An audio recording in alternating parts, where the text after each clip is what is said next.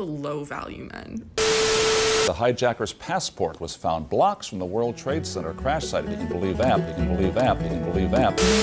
Contracted COVID, but says with a mixture of medicines, including the controversial horse dewormer that has poisoned hundreds of people nationwide, he's now recovered. He was the best guy around. What about the people he murdered? What murder? From the headlines to the whisper start. Low value mail, we'll get them on. Low value mail at 9 o'clock. Where truth and fiction take a walk. Why don't you swear on the Bible that you walked on the moon? You're a coward and a liar and a thief. Our stories are.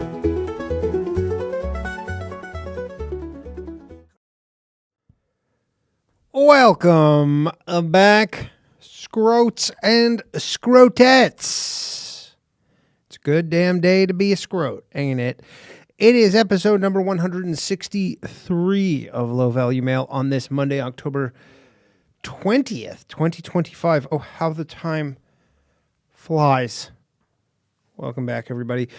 Joining me, top of the hour to ye. We have Darcey Weir, a fellow Canadian. Didn't know that until I figured it out after watching his documentary. You'll hear it. You'll hear it in the voice. But we have Darcey Weir joining me, top of the hour. Darcy is a filmmaker, has a new docuseries out now called Dark Alliance, the inside story of the Cosmic Con. It's available on Tubi. Right now, I watched it. There's two episodes. They're both an hour and a half. Highly recommend. It's really good. We're going to talk about that when he comes on, and a lot of stuff in the whole UFO entertainment space. HowlingLB with the Superchat. Thank you, HowlingLB.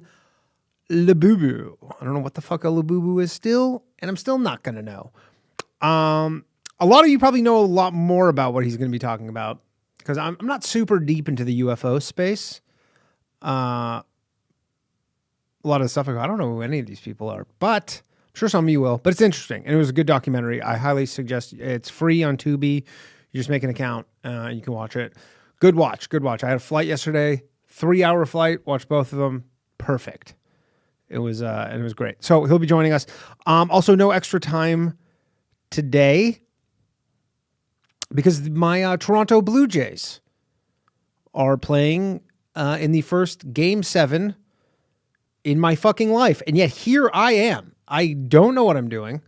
But they're playing Game 7 against the Seattle Mariners to go to the World Series, which for some of you guys, you're like, oh, sports ball. Real original.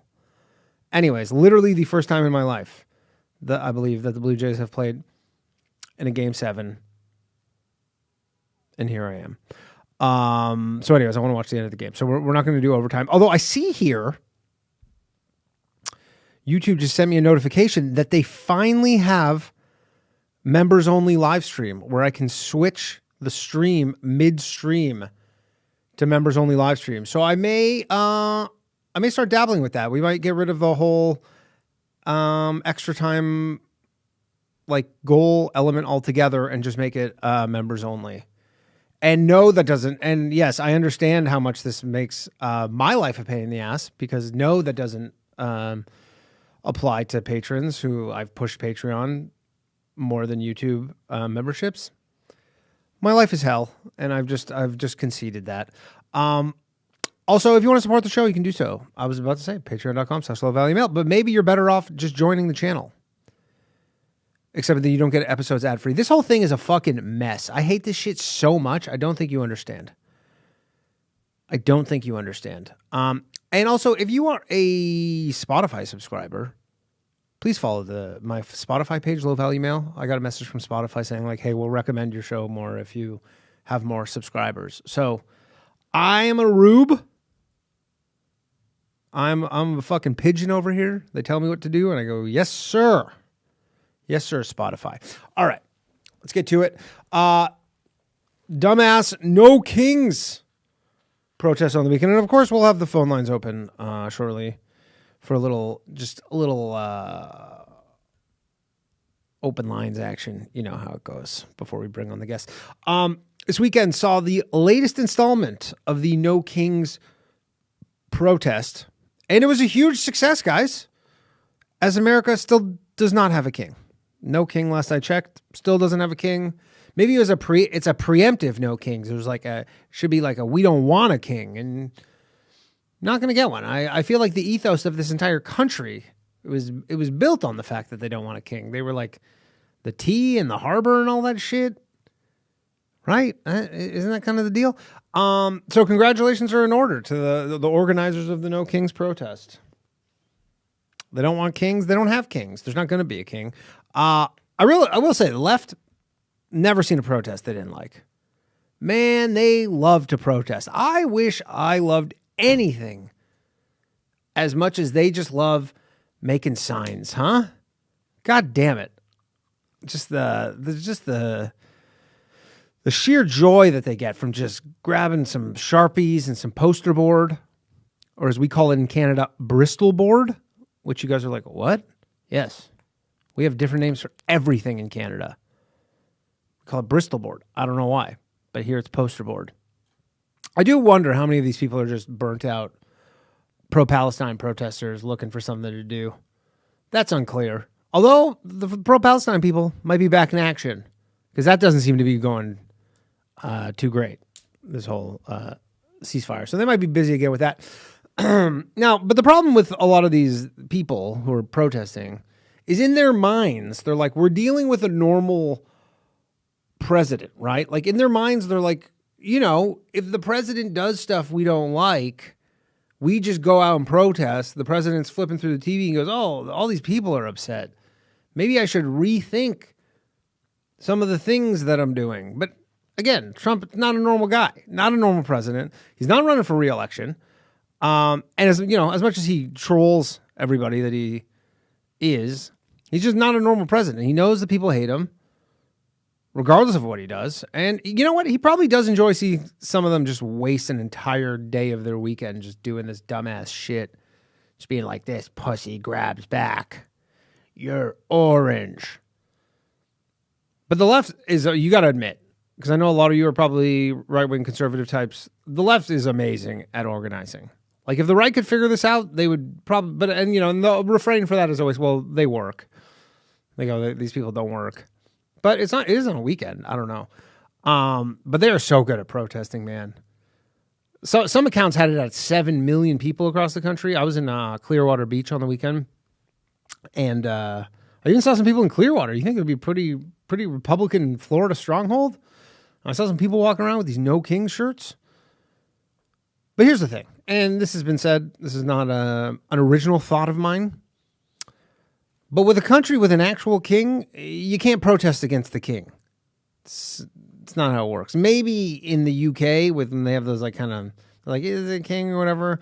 But for the most part, like real monarchies, you don't protest against the king. They don't really take too kindly to that. There was a group called Democrats Abroad. They're, I guess, Democrats who are abroad.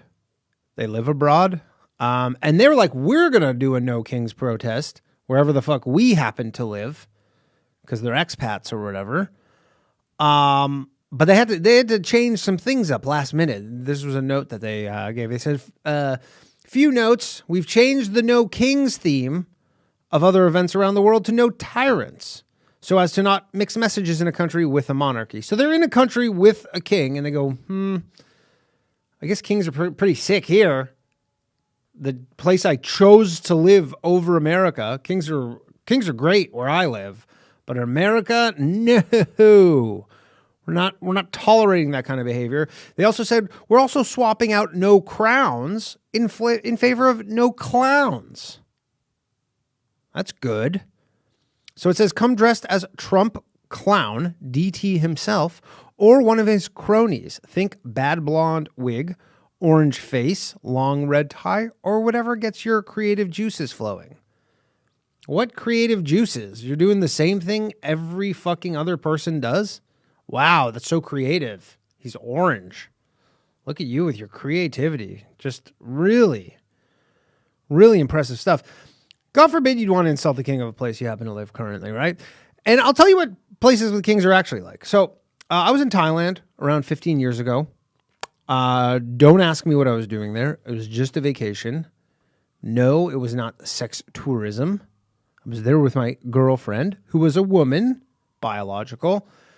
Thailand used to have a king. I don't know what their current situation is. I believe he died, but he had this king. He was this old dude. They loved him in Thailand. Oh, man. And again, you're like, as an outsider, I go, man, you guys really love the king. And they're like, yeah, we don't really have a choice about whether we love the king or not. That's just the baseline position. Like everybody, the king's favorite color was yellow. Gay. Oh, shit. I literally have the exact shade of yellow on my sweater. But everybody just walk around wearing yellow. Because they go, we just love the king, and the king loves yellow, so we love yellow. What a great color it is. Looks good on that dark Thai skin. Next to it. But so, Nana King, he was a big deal there. Although he wasn't like active or anything, I don't believe. But he was like the king there. I went to go see a movie in Bangkok. I don't remember what movie it is. I think it was I Am Legend. So this must have been 2008. It was almost 20 years ago now. Before the movie starts, a little commercial comes on for the king. It's just a commercial. It was like 3 minutes long. All about how sick the king is. It's just propaganda. It's king propaganda. You had to stand in a movie theater. Everybody stands up like a national anthem at a baseball game. You have to stand to just watch this movie of the king. And they had this thing there because there's photos of the king everywhere in Thailand. Everywhere you go, there'd be photos of him all over the streets. And it was this common thing where tourists would come and they'd draw like a mustache on the king. It's like a crazy offense there. Like you do that, like you go to jail. And so there'd be like some guy from Sweden or America, and they'd get arrested for drawing a mustache on a picture of the king. They'd get like 10 years in jail for, and you think that's not much, but this is what happens in a place where actually has kings. Imagine, maybe this is the future that America's looking at. Draw a little mustache on Donald Trump's face and you're going to jail for 10 years. Except for that the king was the benevolent king. He was the good guy. So you would go to jail for 10 years. They'd sentence you for 10 years. You spend a week in jail and then he'd pardon you. You go, aren't I sick? How good is it living with a king? I just get to let you out. So that's what living somewhere with an actual king is like. Although I will say, Donald Trump, Friday night, lets George Santos out. Shout out to George Santos, the dog. People were asking me, are you going to go get George Santos on the podcast? I have his number.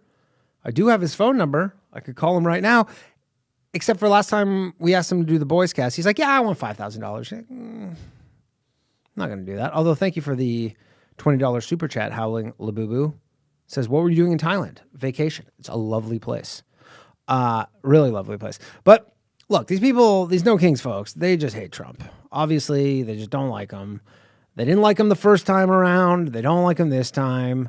This is actually from the No Kings About page. It says, on October 18th, over 7 million Americans joined 2,700 plus events in all 50 states. There was a No Kings thing going on in Anchorage, Alaska.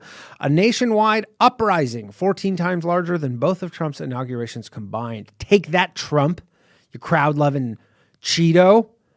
What began in June as a single day of defiance has become a sustained national resistance to tyranny, spreading from small towns to city centers and across every community determined to defend democracy. Again, they're like, defending democracy is like, didn't you have a president who was like borderline dead who everyone covered for? Was that democracy too?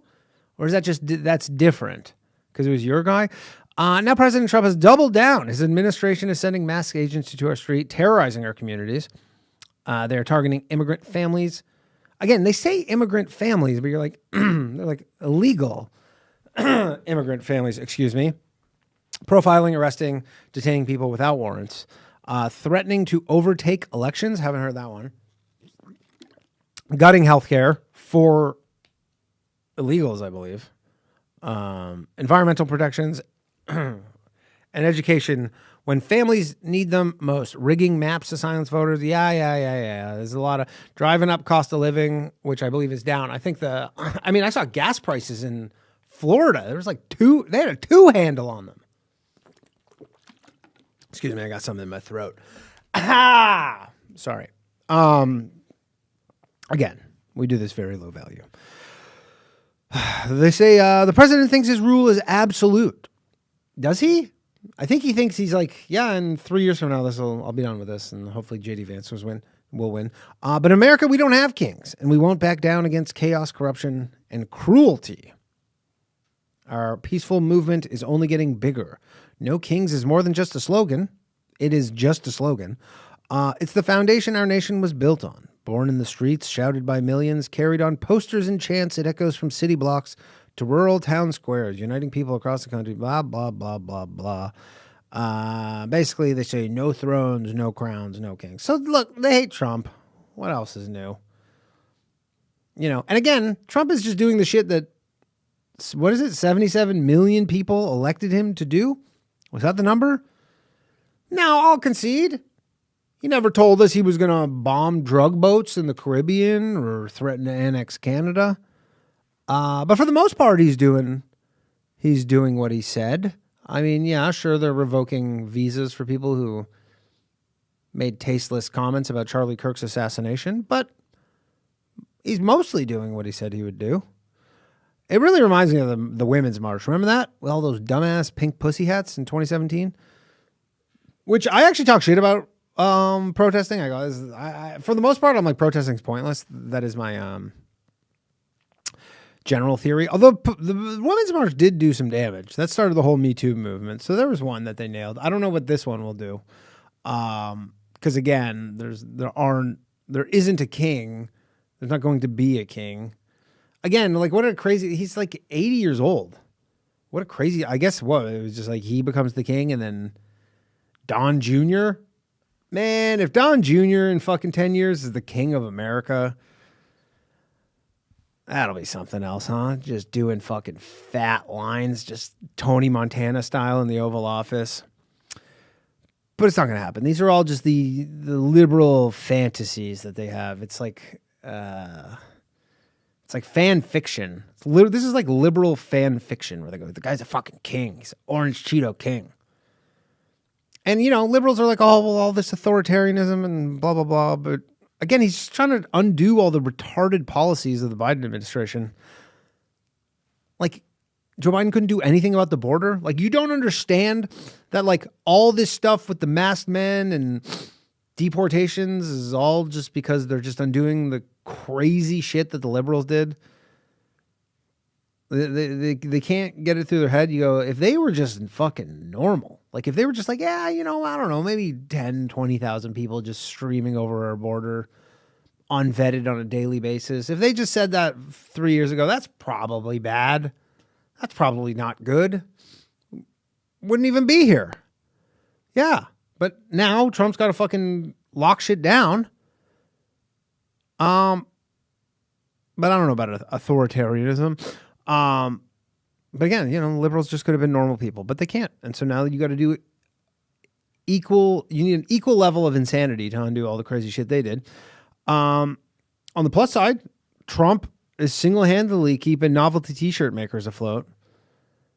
Man, if you're a novelty t-shirt producer in America, holy shit, man, you must be just doing fucking gangbusters. It's just a new thing every week. It's nonstop. Right?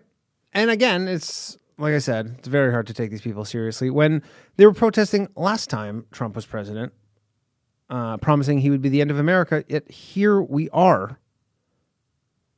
We are here. You are here. So that's basically all I have to say about that. I'm going to open the phone lines. Hopefully this all works because we're under a cyber attack, everybody. And we got Gerard answering the phones. So call in anything you want to talk about. No kings, Israel, Palestine, the cyber attack. I don't know if you guys saw the internet's all fucked up today because Amazon Web Services literally took me an hour to make the thumbnail for the show. I spend my almost entire day just preparing for this show. It is ridiculous. It is. My whole Monday is just gone for a show that starts at 7 o'clock. But this is what I do for the Scroats. Yeah, Canva. I used Canva to make thumbnails. Canva didn't work. I was like, it was a nightmare to make it work. It would like work for a second, then it would stop working, and I couldn't export shit. It was a real fucking nightmare.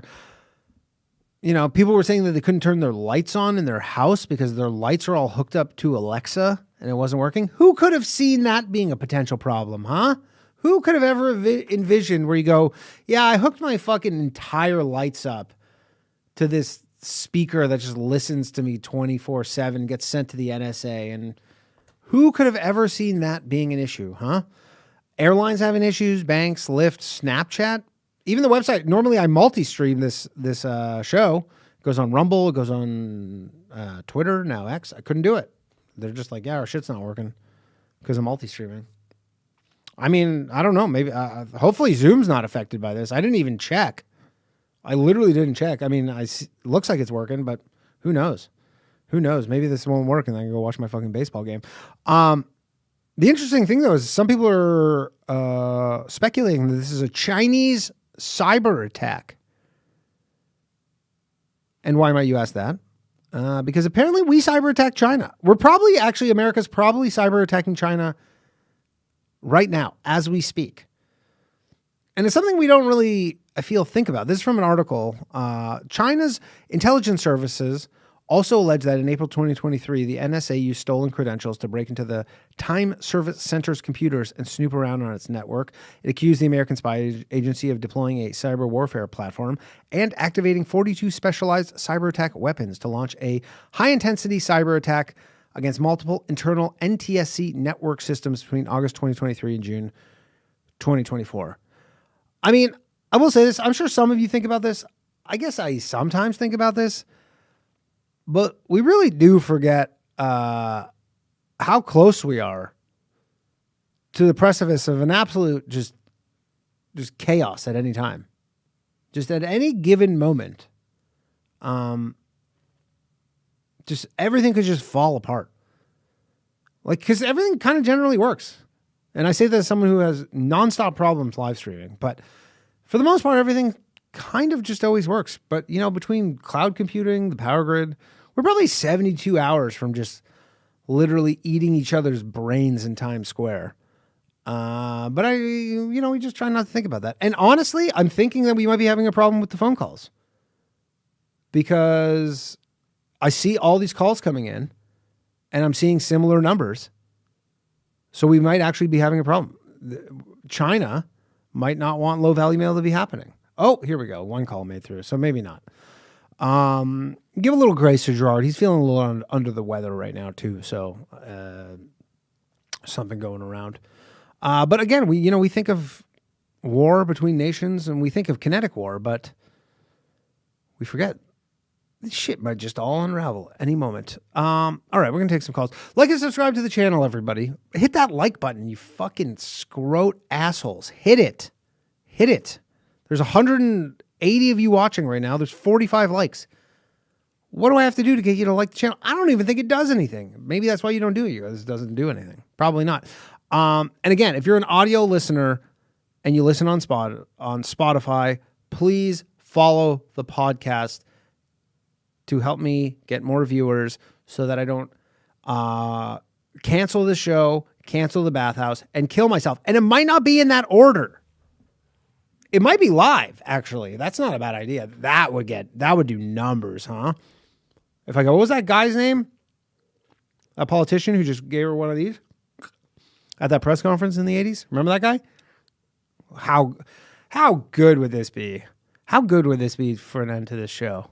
If I'm just like, hey guys, it's been good.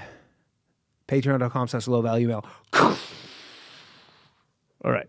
And yeah, again, you can sign up at patreon.com/low-value-mail. I don't know for sure that I'm going to do this stupid thing with the members only. This is just such a nightmare. You don't get it. But if you want to support the show, which I would appreciate so I can continue doing this, $5 a month. You get ad-free episodes. So if you're a listener, if you're not catching this live, $5 a month. It's like, I mean, between this and the bathhouse, it's, I don't know, 50 cents an episode. You fucking cheap fucks. And new bathhouse tomorrow night. This show, I really do not know how much longer I'm going to do. So catch it while you can. I'm going to try and figure out a way to make the bathhouse better. And if I can't, I'm going to give up on it. I don't want to, but nobody watches it. So that's just what it is. And also, if you live in Dallas, Texas, or in and around Dallas, Texas, Bo, I saw your message. Thank you for saying you can't make it because you live too far. Understandable. But I'll be at Hyenas Comedy Club all weekend, 4 shows. Buy tickets, DannyComedy.com. All right, let's take some calls. I won't kill myself. Don't worry, guys. Let's go to the lines here. Hello. You're on Low Value Mail. Who am I speaking up, with? man? Yo. Can you hear me? Yes, sir. Who am I speaking with? Hey, my name is Alan. What's your name? My name is Danny. What's up, Alan? That's what I thought. Okay, I just wanted to make sure. Yeah, how you doing? Good. How are you? This is your first time tuning in, I imagine, if you don't know my name? Yeah, it is. Your thing just your stream popped up, and I thought, Hey, I can thanks, call in. YouTube. Thanks, YouTube, indeed. Appreciate it. What's up, Alan? First of all, the guy that you were thinking of that popped himself on there was Bud Dwyer. Bud Dwyer. That's it. Alan coming through off the rip. Good one, Alan. Okay, so your channel is called the Low Value Mail. Yeah, you think that's a bad idea? Do you think I kind of fucked myself over for that? No, I think it's kind of funny. Okay, thank you. Thank you, Alan. I really like this, by the way, that you're just like with it. You're just finding out about this for the first time ever. You're like, I don't know what the hell's going on, but you're like, I'm going to call in. I like that. I wish more people were like Alan. Be like Alan. Where are you calling from, Alan? I don't know if you want me to be more like Alan. I'm calling from Michigan. Michigan. Okay. Yeah. Be more like Alan. I like Alan. I'm a big Alan guy. Big Alan guy. You might not be after this question. Okay, let's hear it. Let's hear it, Alan. So I'm doing a bit of a study. Okay. It's actually funny that your channel popped up. Okay. Doing a bit of a research project on my own, right? Okay. I'd say I'm generally politically active. I'm a history major in college. You're a history major in college. You're politically active. Yes. We can discern what that might mean, but that can mean anything. But go ahead. It can mean anything for the record. Yeah. So what I've been doing is I've been calling around different call-in shows, like liberal and conservative. I'm assuming you're a little bit more conservative? Sometimes more liberal. Did you vote for, I guess, did you vote for Donald John Trump in the last election? I am, fun fact, I live in New York City, but I'm Canadian. Nice. So I've never voted in a U.S. election, and I've only voted in one Canadian election, and I voted for Justin Trudeau. So make of that what you will. That was 10 years ago, though. I guess if you were an American citizen in last November, would you have voted for Kamala Harris or Donald Trump? I would have voted for Donald Trump. Yeah, for sure. You would have voted for Trump? Cool. Yeah. You say that you're generally supportive of his policies? I was listening for a while, by the way. Some of them I don't. I'm slightly concerned about the tariffs. I think that the tariffs could potentially be inflationary. I'm worried about what's going on with the price of gold related to that, and I think maybe some people are maybe reading the tea leaves on the tariffs. I mean, gas prices are low. I like the closing of the border. I don't love deporting people because of comments about Charlie Kirk or Israel. I don't like the way ICE is kind of going about doing their things. But again, it's like people did vote for that. And also the Democrats kind of forced their hand by being so retarded. So that's kind of where I stand there. Yeah. Okay. Yeah. Yeah. Thank you. That was the most. Yeah. Dope. Appreciate it. So when did you move to the U.S.? I moved here in 2019. I lived here for 6 years. Oh, you've been here for a second. Okay. So I've been here. I mean, you haven't voted, but you still you know what's going on in American politics. I didn't vote. Wink. No, I didn't vote. Don't deport me for that. Yeah. All right. So I got apparently a question it's super for you. easy, but yeah, go ahead. Got a real big question for you. This is the study. So I've been calling around to different call-in shows. How many different call-in shows are there, by the way? Are there a lot of call-in shows? A lot. So, yeah, what I've been doing for this thing, and it's not like for like an actual project or anything. It's just kind of for my own entertainment a little bit. But if you like type in like call-in show or like open debate into the YouTube, this is probably why your show popped up, if I'm being honest. Interesting. If you type it in to the like search bar and then you set it to live. Yeah. So you set the search field to live. There's so many, dude. Really? With like 20, 30 views. You know what I mean? Yeah, there's a million. People want to talk some shit. People are always talking shit. I love talking shit. So let's talk some shit, Alan. Yeah, me too. Talk your shit, All man. right, so I just got a question for you. Yeah. Are you are you aware of like the whole Obama was running Biden like auto pen? Oh yeah. I mean, I was kind of saying when Biden was president, I go, we know Obama's the president right now, right? So you subscribe to that theory? Yes, correct. Which is fine if you do. I'm not trying to be a dick. I'm just curious. No. I honestly do think that. Yeah. I mean, he had obvious cognitive issues. Cool. Like, seemed pretty clear. Well, yeah, of course. Yeah. Okay. Do you think that because I've been seeing a lot of stuff from conservative pundits about how that's illegal and that the day of reckoning is coming for the Democrats? Yeah. I've been seeing a lot of stuff saying that like all of this like shady stuff is going to be prosecuted or should be prosecuted, and that they're like not to be trusted. Yeah, I covered this briefly with the auto pen scandal. I believe there is some precedent that was affirmed by the Supreme Court where a president is allowed to use an auto pen. The question is like, did he know? Which they'll never find out. So I do want to just... Yeah, but go ahead. That's fair. Next question. Yeah. If it is found out that it is whatever they were doing shady shit, are you a fan of criminal? Like, do you think that if you're convicted of a crime of a serious nature, do you think that do you think that there could be a good politician? Do you think that they should be in politics? Say that again? Do you think that if it is a crime, because I've been seeing a lot of people say that they shouldn't be here anymore because of that, because it was a crime. Do you think that if a politician is found guilty of a crime, do you think that they should still be in politics? Like if a sitting politician is convicted of a crime, I think that should probably, like a felony, that should probably preclude you. But I imagine if you're convicted of a serious crime, then you're going to jail and you probably can't govern. Well, I have an interesting thing for you. Okay. So that's fine. That's your stance, you'd say? Because that's my stance too. Typically. Yeah. Typically. Okay. When would you say you kind of turned on into like the Trump supporter, like more conservative at the very least? I know you don't love all of his policies. I mean, I know this is many people say this, but I fully feel I'm the exact same guy I was 10 years ago, and just the kind of everything kind of shifted, and I kind of stayed where I was because I don't really feel like I've tacked super far to the right. Maybe there's a couple things, but for the most part, I'm like, sure. I'm right wing about some things, I'm left wing about other things. Okay. But no word. I appreciate it. Damn, but so where are you going with this? Yeah, I was just wondering where you're going with this. I just want to get some baseline stuff. Yeah, I'm not like writing this down. Also, I'm not like hey man, this is fucking living on the internet. I will write down the answer. This is living on the internet forever, so don't worry about that. You can come back to it. And fair enough. The next question I will record. Do you know? First of all, did you know that Trump has been convicted of multiple felonies? Civilly, correct? Like what with that crazy chick? Okay, so you are aware of it.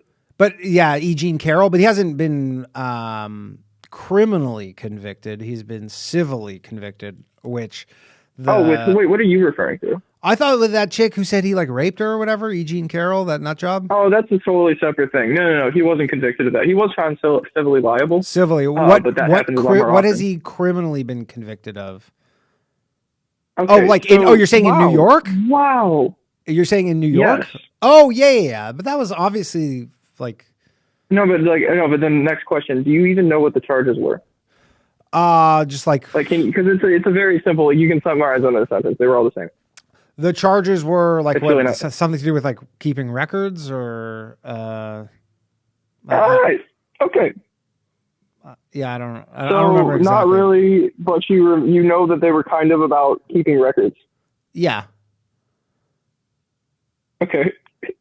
Do you want me to tell you what they were? Yeah, what were they? It's kind of funny. Yeah. So this is what I've been calling around just to make sure, because I hear a lot of people talking Trump this, Trump that, Trump this, either good or bad. And a lot of people really like to bring up this, this trial. And I've only met 3 fucking people. I've called in I guess, around 19 times to these shows, and only 3 of them have actually been able to tell me what the convictions were. Specifically. I mean, I know that they were, I know that they were kind of weird. You're saying you called into like these conservative talk shows and they were like, had no idea what you're talking about? Conservative and liberal. Oh, okay. Yeah, I mean, I will say, I know whatever they were is you could go find any businessman in America, and if you go, dig with a fine-tooth comb through their business dealings, you would find something similar for. Well, this one's pretty funny. Do you know, what the? Okay, so do you want me to tell you? Go ahead. I'm not trying to be a smug son of a bitch. Yeah, go ahead. So go ahead. I could just say it off the top of my head, but I might as well just whatever. It doesn't really matter. Sure, you got to be quick though. I got a bunch of other callers though, so you're good. So it was he was indicted on 34 felony counts of falsifying business records. Okay. Which you're right that happens. I agree. And do you know why he was falsifying said business records? Do you have any idea? I mean, again, I don't think he falsified them. He has probably 5,000 employees. He definitely. Well, I'll get to that. So they were specifically for skimming $420,000 over 34 different incidents of skimming money and not reporting it. Okay. For Stormy Daniels. Oh, for Stormy Daniels. Interesting. That was part of that. I was actually hanging out with a guy the other night who apparently made Stormy Daniels hush money payment. Interesting enough. That's okay. That's interesting. That is interesting. So I just want to reiterate that he was found guilty on these charges, for the record, of stealing money from other people to pay a porn star that he cheated on his wife with. Sure. That's what it was about. That's what specifically what it was. Like, yeah, I knew. And the reason that he wasn't actually convicted is that the statute of limitations was already up. And who did he steal the money from? Who did he steal the money from? Or alleged to? No, he just cooked the books. He just cooked the books. So he just didn't report the money that he was. So technically it wasn't like theft from like another person, but the business. Gotcha. He just cooked the books to be able to pay a porn star who he cheated on his wife with.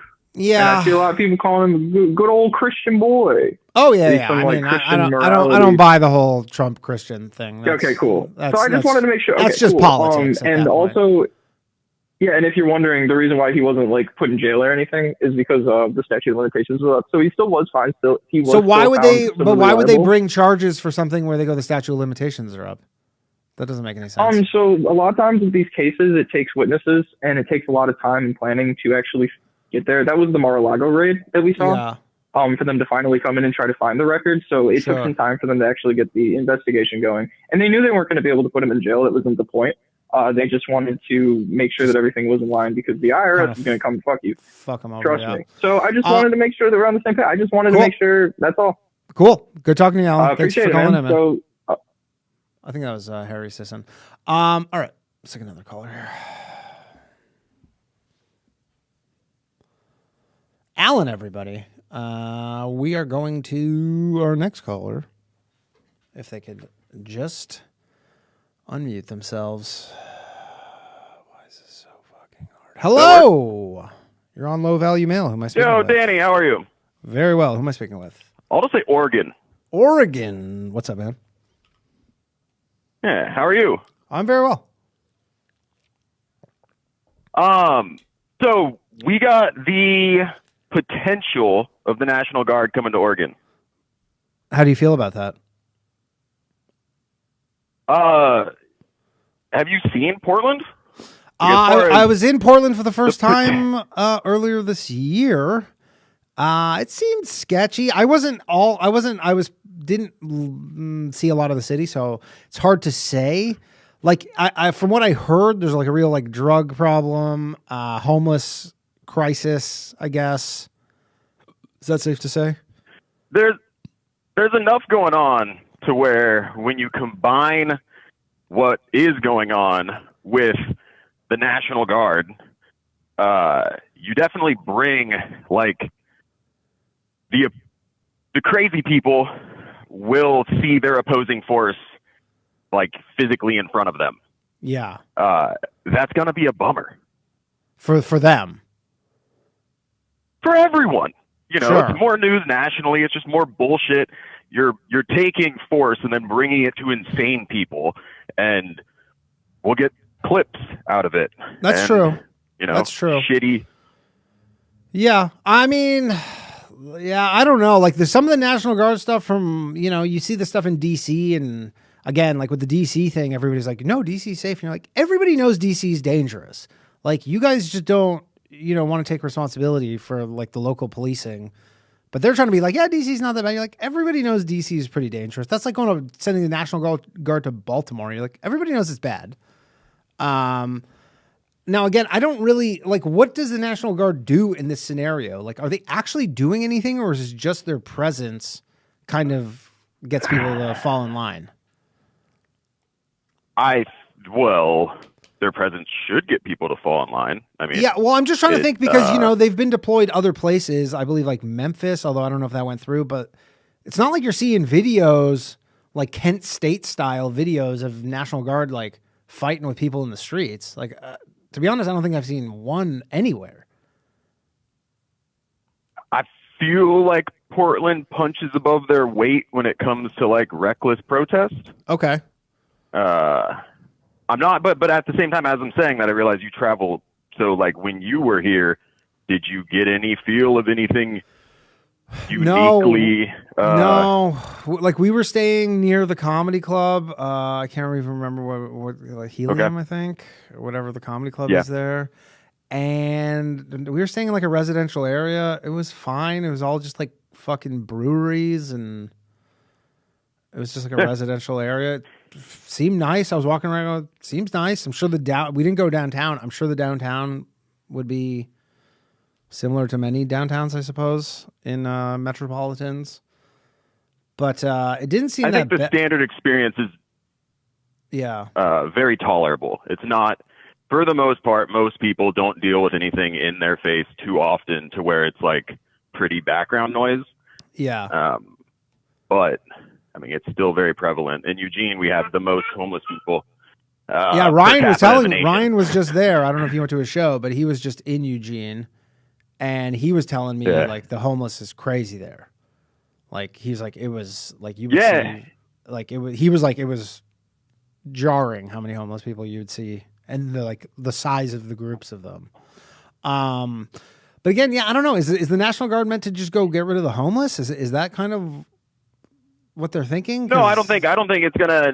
I think it's more they'll be met by protest, and then it's just hopefully that doesn't get out of hand. It's just unique where there's like.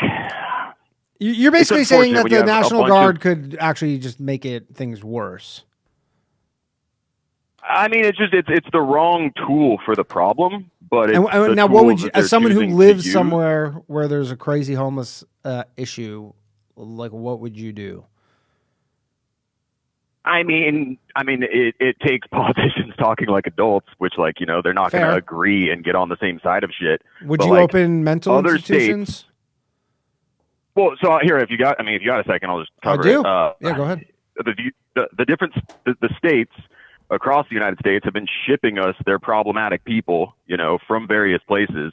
So now we have like a unique concentration of them, but we also decriminalized all hard drugs, like, I don't know, a bunch of years ago, 8 or something years ago. No, actually, maybe it's like 6 actually. But when we decriminalized all the drugs, there was all this planning for funding and all this stuff to make it where we're going to have all this mental health, help and all this addiction help. And they basically fast-tracked the, getting the drug decriminalized part. And then COVID hit, and we built, no help centers and no capability for handling the problem. Yeah. And so now everyone sent us their people. We have no ability to handle any of it. And, it's really just kind of allowed to run. Sure. Similar to Vancouver. Have you ever been up to Vancouver? British Columbia? I've been.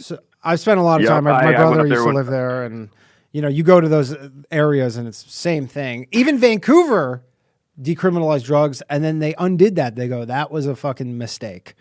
That did not work out how we thought it was going to work. So it's surprising to hear that they're basically turning it around here as well. Yeah, it's surprising to hear that you guys haven't. I don't know if it's just takes longer to do it. But even Vancouver was like, yeah, that was a mistake.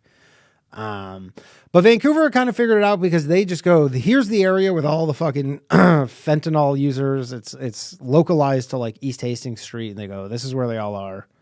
And as long as they stay, it's like Amsterdam from The Wire. They go, as long as they stay here, it's fine.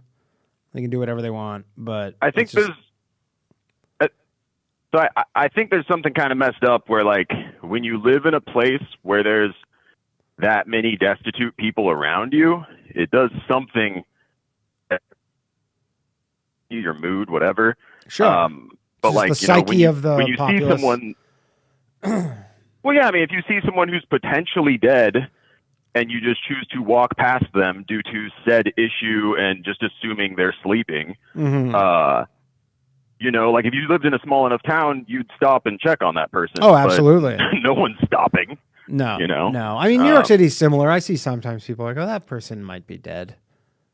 Really not my business. But, you know, you see the odd person, it might be dead. I'm like, I got to get home. I'm not just going to, you know, obviously it depends. Well, I mean, it would be for sure. I mean, here, if you drove around town, I mean, if you were getting out and about, that would be a daily basis. So, I was going to say, actually, because I'm like, if I saw a guy worker in a suit and I thought he was dead, I would stop. So what do you think about going to like a Goodwill, buying a bunch of suits, giving them to the fentanyl users? They wear the suits, and then everybody's like worried about them. That guy in a suit is fucking might be dead, and then that might solve it a little bit. No, man, the way that works is then no one just checks on the dude who's actually in the suit then. Correct. Yeah, eventually they go, yeah, all the fentanyl users crying are wolf. in suits. Why doesn't Eugene just ship these people out elsewhere? Or are they like so kind of like empathetic? Because we're supposed to have a heart. Ah, gotcha. We're supposed to have a heart. We're supposed to be, you know, we're not doing it because it's easy. We're doing it because it's hard. We're just not doing it right. Yeah, I mean, there is an element where you see these like cities where they go, we're like the empathetic city, and you go, yeah, that you see how you're gonna get taken advantage of here. Like you can, you know, wear that as this proud thing where you go, yeah, we're not like those other places. You go, okay, well then, I guess stop complaining. I don't know. Figure out something to do here. Like, I'm sure Eugene has some crazy high level of like fentanyl overdose, I would imagine. I mean, that, you know, when I was a kid, they told you drugs killed you. Nowadays, drugs can kill you. Yeah. And they do. I mean, they always say that the fentanyl users, whenever they get hit with the, what is it, the naloxone or Narcan, whatever that shit is that takes you out of it, and they all complain. They go like, I was so fucking high and you ruined my high. And you're like, you were dying. Yeah. Well, I mean, at this point, all those dudes have like, you know, they're like cats. They have like 9 lives where they've been, you know, Narcan 4 times. Or whatever. Yeah. It's not good. But yeah, I don't know. Again, it's like New York has like maybe one of the best solutions for dealing with the homeless is they just go, we give all of them a bed, but you need to be so rich as a city to be able to do that. Like New York, people think you're like, oh, there must be homeless everywhere. You're like, no, there's no homeless anywhere here. Because New York has a law where you have to give every homeless person a bed. So in the summertime, you see more of them. The wintertime, you will not see one homeless person on the street. At all. I'd imagine that there's some benefit to that. I mean... Yeah, it's the city is so rich, and there's like the most millionaires in the world are in the city, and they're literally like, we can afford this. We don't want to see these people. It bums us out. So we just pay for it. Like I was going to stay at a hotel in New York, it was like my wife's like wanted her family, and we walked into this hotel and they were all like weird, and we're like, is this a hotel? And they're like, no. And it was called, I can't remember the name, it was called something hotel. And you go, it's called the hotel. And then they're like, no, it's not a hotel. And then we realize you're like, oh, this is like a migrant housing thing where basically the city just pays every room. It's just under contract. And they pay for every room every night of the week. And it's just taxpayers pay for it. Yeah. And that's just what it is. All right, I got to let you go, man. But thanks for calling in. All right. Let's take another caller here. We got 10 minutes, and then we got Darcey Weir coming up talking about UFOs. We haven't talked about UFOs in a while on this show. I feel like it's been a minute. And I'm trying to find some good guests, so hopefully you guys like the guest. He's a cool dude, though. And his docuseries is great. I highly recommend it. Please unmute yourself. You fucking scrotes. Come on. Come on, Scroats. You can do it. All right.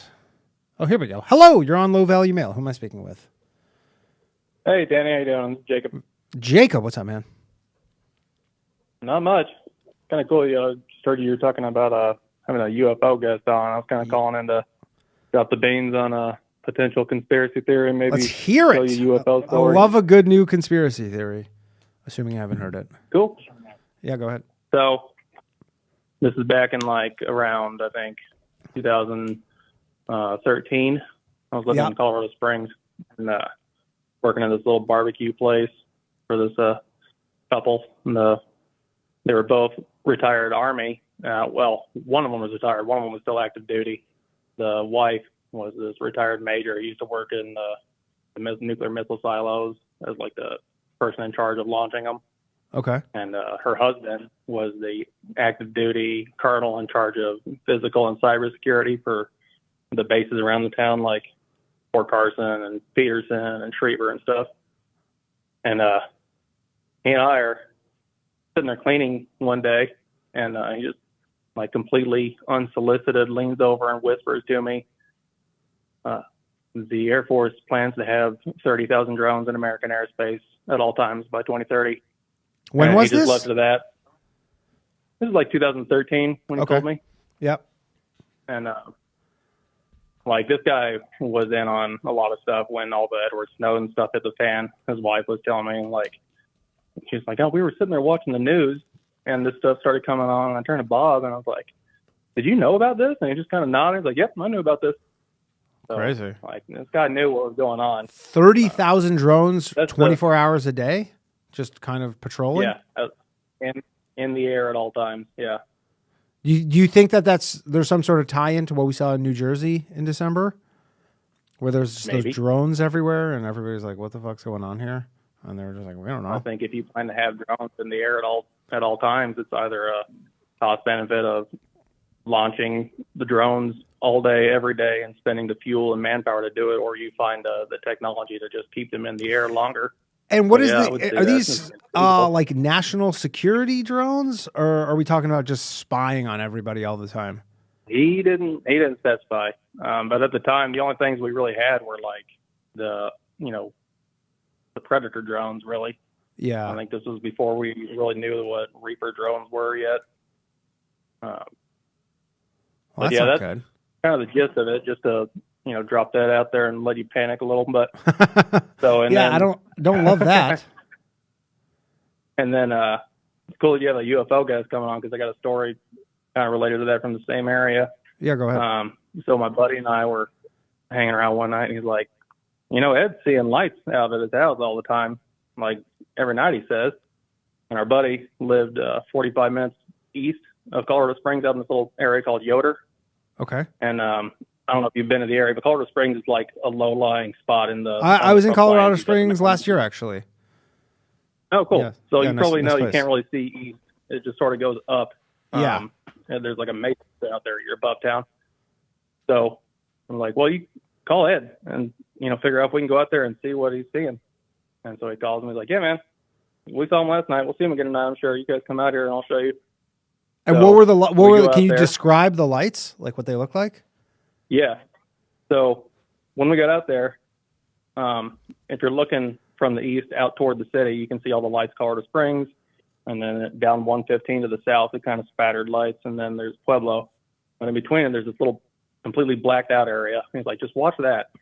And we stare at it for a bit, and after a bit, this little light almost looks like a helicopter light or something like that, just sort of slowly raises up into the air out of like the shadows, and then it starts zipping around like a laser pointer on the wall, like back and forth and up and down and across an area that's like almost 3 miles wide, and we're like 45 miles away. Right. So this thing is moving fast enough to just liquefy the human body. And then after a couple minutes of it doing that, just bouncing around at impossible speeds, we see this thing go back to the center position and then slowly lower back down. My buddy's like, you think that shit's weird? Come back tomorrow and look at the rangefinder that I have trained on it, and I'll show you what it's coming out of. So the next morning, I wake up and I'm like, hey, call my buddy. Hey, we're going back out there. And so we drive back out and look through the rangefinder he's got sitting on his deck. and it's this hole in the ground out on like the Fort Carson training grounds. You won't find it on Google Maps. I've looked, but you could, I'm sure, drive back out there and see it if you ever felt like it. But like if you hold a coffee cup at like arm's length and you look into it, you can see the edge is just jutting straight down. Like it looked like that, just bedrock, just cut straight down into the ground, and a hole maybe like 2 football fields wide. Had these 2 big columns of steam coming up out of it, and like that's the hole that they're shooting up out of. And then not that we'll ever meet in person, but I've got a video of the night before we had gone out there. They took a video with my buddy's nice Nikon camera of like some little light coming in. It said it looked like from orbit, but has this really bright, like glowing orb around it, like a fucking Star Wars energy shield or something. Yeah. And like it bobbed around for a minute, and then Tony ran inside to get the camera. When he came back out and pointed it at it and started taking a video, this thing moved into a position like up directly over them, way up in the air, but directly above their house. And they're like, oh, and then we all just freaked out and ran inside. And you have this video? Yeah. Yeah. Can you direct message it to me on Twitter? I don't know if you follow me on Twitter. Yeah. I'll find you on Twitter. I'll send Danny Jokes on Twitter. Send it to me. I want to see this. Yeah, no problem. Crazy. Now what happens? Like that area, if you go now, like if you were to go tonight, like what goes on there? Because I imagine you're saying there's this giant pit in the ground. I haven't been out there in a while. I moved. You haven't been out there in a while. A couple of years ago.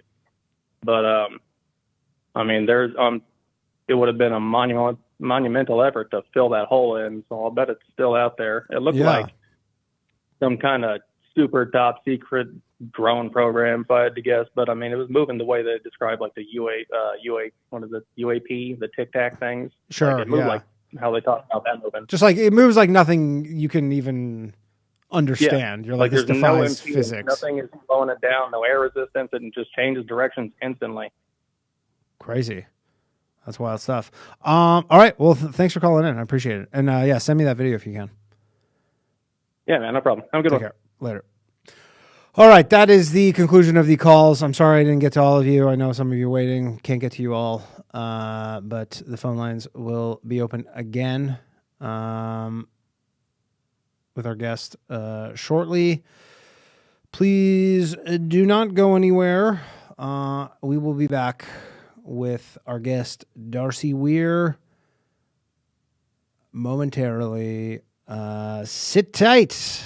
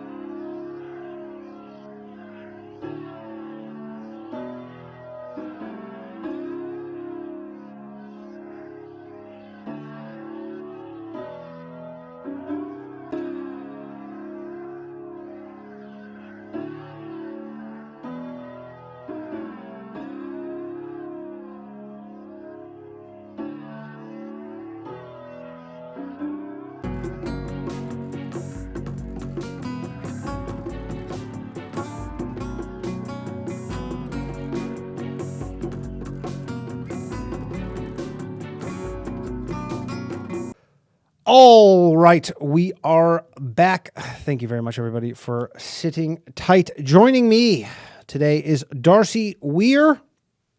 Your film. How do you describe yourself? Filmmaker, documentarian, documentary filmmaker. Been doing that for over a decade now. Yeah, you have a ton of your IMDb page. You have like tons of shit. It's you're in the weeds with this stuff. Safe to say. Oh yeah, I'd say so. Right in there. Deep UFO expose guy, I guess you would say. Yeah, you're really into the stuff. And you have a new docu-series, Dark Alliance Inside Story of the Cosmic Con, which I watched the whole thing on my flight yesterday. It was perfect. I had literally a 3-hour flight. Both episodes are 90 minutes. Watched the whole thing. Pretty crazy. I didn't know any of this stuff. I'm like a casual UFO guy. Like I know some of the stuff, but I'm not like super in the weeds. So I guess tell people about this because this is a pretty interesting story. Yeah, essentially, back in 2015, this secret space program conspiracy really started to take root in the UFO community. And it's a tricky story because, like, I believe in UFOs and I, believe that I'm conservative about my views with UFOs. I think it's very possible that we're not alone in the universe, but also seems likely just if you just kind of do the math scientifically. Yeah. I mean, it has to lead to us not being the only intelligent life out there. But then you can go, into the weeds like I have. And, people talk about abductions and all kinds of crazy stuff, which may turn out not to be that crazy. But a secret space program realistically exists, right? Like one where we're not talking about Space Force. We're not talking about like the Space Force. Like we're talking about like kind of more clandestine, unannounced. Yeah. Well, like before the Space Force, when the Air Force and the Navy and intelligence agencies, even like the CIA, were sending secret satellites up and possibly doing manned missions in space and, creating laboratories in space and spying on adversaries from space. Like that is all realistic stuff, right? And it's been it's been documented a little bit, but what really happened in the UFO field kind of 2015 to 2018, 19 was an entertainment company called GAIA Entertainment, which is very new agey. It's like yoga chicks that are into aliens. Okay. They started to really get into this secret space program thing because a bunch of middle-aged men came forward and said, I was part of a secret space program where I fought aliens in space like Buck Rogers. There's bad reptilians and bad grays, but then there's a galactic federation of love and light aliens out there, kind of like Star Trek, that want to be on our side. And I served in this space program for 20 years. And when my duty was done, I was brought back to Earth, and I'm now living out the rest of my life in a normal. They reverse the aging, right? They unage you 20 years or something. There's all these conflicting stories about how that all worked. Some people said they were age regressed, like Benjamin Button style stuff, or they got into these things called med beds, which Trump posted about. I saw recently. His little AI thing. Some say that it was just this kind of cloning thing. Like they would just get into a cloning chamber and, that old body's a dud that fought in the wars in space. This new body is what you're going to do, a car salesman job here on Earth now doing. So that took off. That became the big thing. People were going to conferences and just, doing the the rounds, buying tickets for $400 to watch people. $400? Oh man, for sure. What do you get for $400? You just get to go? You get to go. Sometimes you get a meet and greet where you get to kind of like shake their hand or give them a hug and praise them for fighting wars in space for you. Like all kinds of wild jazz like that. But, and like, are these people who are kind of buying into this? Like, cause obviously they're big, like UFO people, like what's the explanation? Are they kind of just tired? There's not enough development in like, you know, new stuff coming out, and it's very much like they want to believe this stuff. Like, I try, because, like, you know, I hear this, I go, that sounds like a load of shit to me. I hear this, I go, that sounds like it's just a whole load of nonsense. But, like, you know, I don't fault anybody if they want to go watch fucking wrestling or anything. Like, I'm not into wrestling, but I don't fault people if they want to go spend $400 to go meet Roman Reigns. I don't know. Yeah. No, like, to each their own, right? And I don't want to get in the way of somebody buying a $400 ticket to praise one of these secret space program dudes. But the thing is that it's like you said, some people are just bored, right? They're at a time in their life where they just need a little bit more going on. They need to think that there's more to life than just what we're doing, you know, the 9 to 5 and then visiting Disneyland. And religion's not enough. No religion that exists is enough. Because, I mean, well, you have Scientology. That's kind of out there. Yeah, a lot of the secret space program people are Christian adjacent is what I found. So flat earthers? Not flat earthers. Flat earthers would straight up like spontaneously combust because it's completely like they don't even believe in space. Right. Yeah. So if you start talking secrets like space program, they're like chuckling. Right, space program. Sure, yeah. Are you kidding me? Yeah, but it is a bit like people want a bit more. They've heard the UFO stories, and then this guy stands up and goes, look, UFOs are real. I know who's been piloting them. These aliens that I worked with, we're out there in space. There's a whole galactic federation. Like, once somebody stands up confidently and says this type of stuff, it tends to just pull in a certain mentality, pull in a certain demographic that just says, yes. Yeah. That's it. And this is Corey Goode. So, yeah, there was Corey Goode. There was a whole slew of them, and there still is. They still have conferences where you can go and meet these secret space program whistleblowers or astronauts, I guess you would. I don't know. And these aren't like I saw Corey Goode, not like a physically impressive person. I think, yeah. I mean, he looks just like a normal guy. Yeah. Looks like he could lift a couch. Sure. Yeah, but nothing crazy. And so they all popped up at the same time. Now, is that just he, you know, because I'm a comedian, so, you know, there maybe is some element where, like, he did it and he was getting successful, and some other people, you know, I guess charlatans is the only way you can describe them. They just saw this and go, oh shit, this is working for this guy. I'm not making any money doing the thing I'm doing. So I'm now just a secret Space Force guy. Yep. And you can't prove it. There's no way to prove it. And and it exists in like, you know, chat forums and has a life of its own there. Like, one of the big chat forums that was kind of one of the earlier conspiracy chat websites was called Project Camelot. It's still around today. Project Avalon. This is where a lot of these guys launch themselves.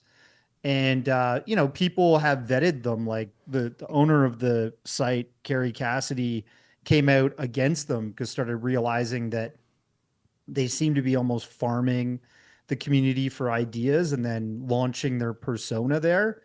And they got like doxxed and attacked, like the Bill Ryan, the other forum owner. People were publishing his address online and stuff that were followers of this group of secret space program people. So it's very, and also QAnon kind of entered the fray at one point. Yeah, because the timing matches up. Is there a big QAnon overlap with Secret Space Force? It happened for a bit, and then I think a lot of the QAnoners that were more based in General Mark Flynn and, you know, the Breitbart guy and Steve Bannon and stuff, they were kind of like, okay, this is getting a little hokey. And they went away from the secret space. No, program. crazy you got to be where the fucking QAnon people are like, hey guys, this is getting a little nuts here.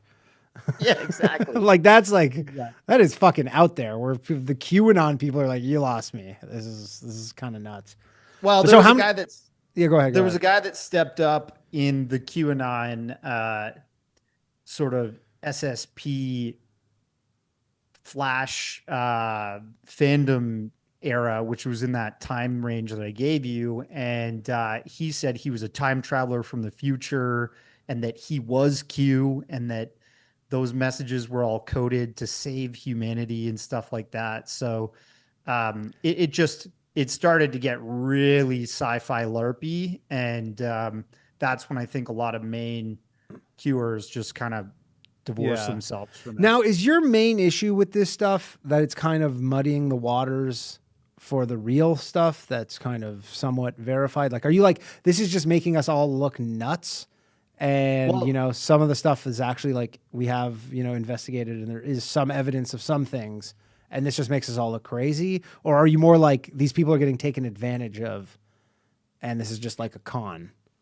I think it's both, right? Like it's not a great dinner topic or, you know, night out in the town social conversation where you're saying, hey, like UFOs are real. It's already taboo. And then you've got these guys that have kind of drummed up this more fashionable, like really new agey entertainment side of it all. And, you know, it was backed by GAIA Entertainment. Millions of dollars was invested into these guys to produce this TV show called Cosmic Disclosure. And so it had a massive launch pad because that network has, you know, just south of 1 million subscribers every year that want to pay and they really get invested into these theories and stuff.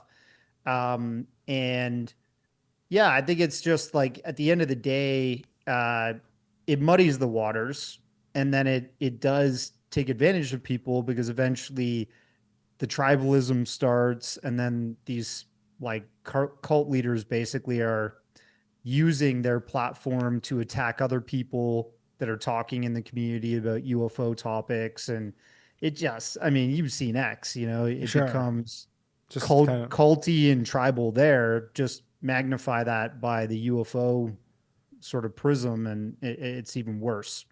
Yeah. And GAIA is a public company, right? Yeah. And so what do they like? Do they say this is just entertainment?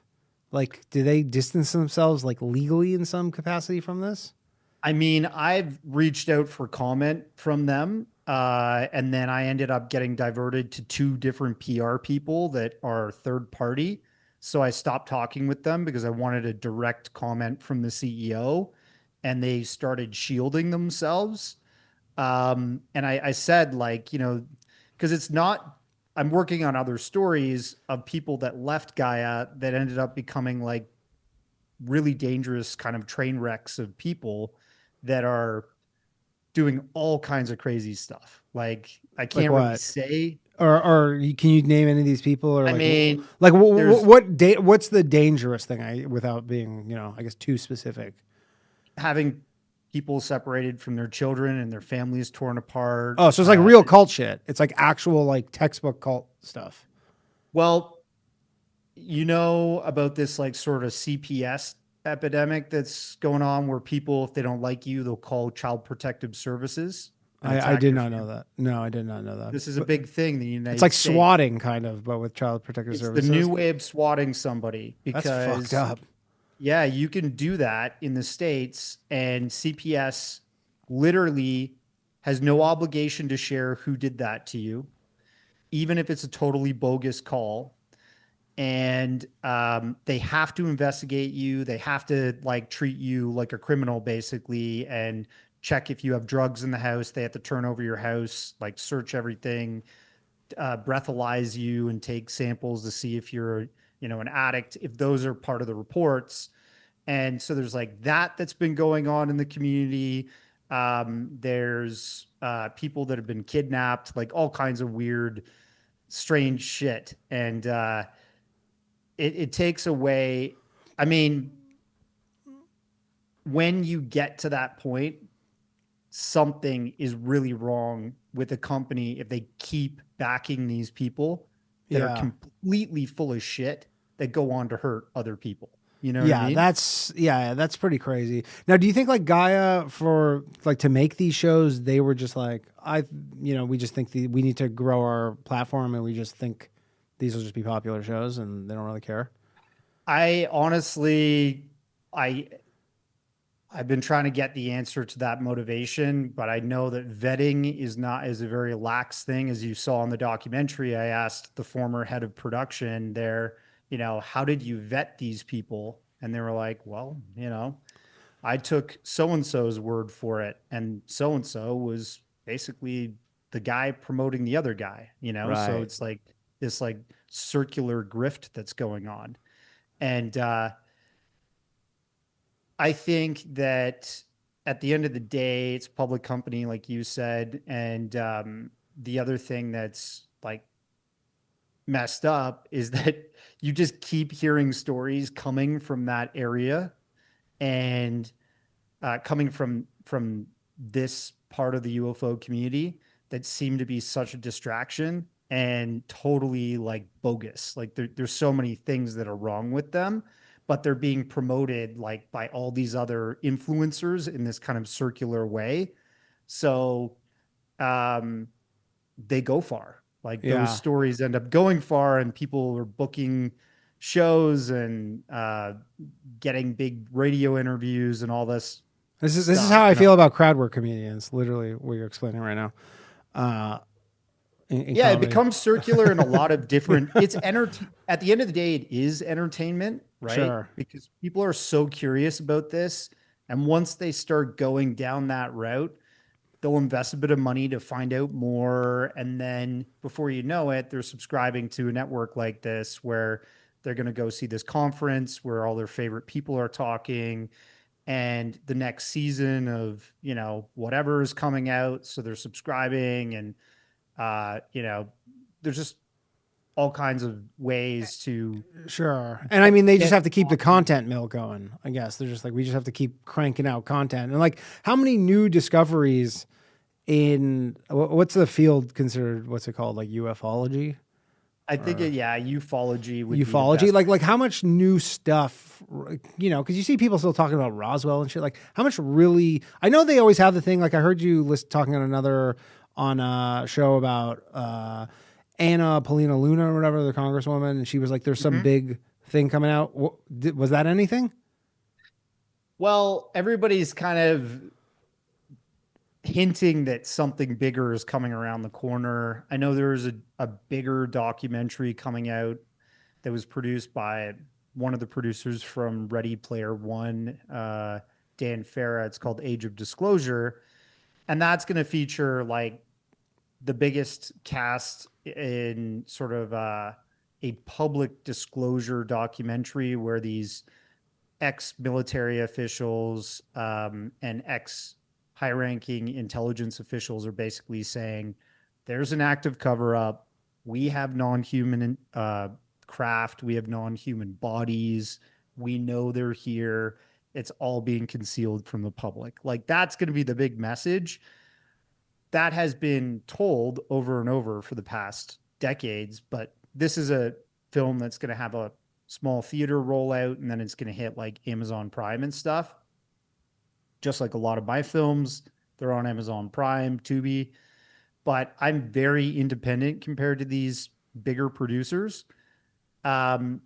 the things that people are watching now from kind of like the mainstream side as well as the UFO community are these like UAP congressional hearings that have been happening where people from the military and the intelligence and even science's background, like NASA people, are coming forward and saying, look, UAPs are real. We have been studying them. They release new clips and stuff like that of. Yeah, there's the one from that, like those fighter pilots where they're like, they see something that's moving like crazy. Seems like there's lots of those, right? There's a lot of that. Most of it's like forward-looking infrared footage that's coming off of gun cam from F-18 fighter jets and DHS, Department of Homeland Security. They did their whole reveal in late 2023, dropped all these documents about UAP encounters they've had at the border and over on the water and stuff, tracking these UFOs or UAPs. So it seems like there are some movements to mainstream disclosure. It's just everybody is wanting the president to come forward and be like, so we saw you post about those med beds. What about aliens and the Galactic Federation? What's going on there, Trump? Sure. Are you worried that this stuff will come out and nobody will care?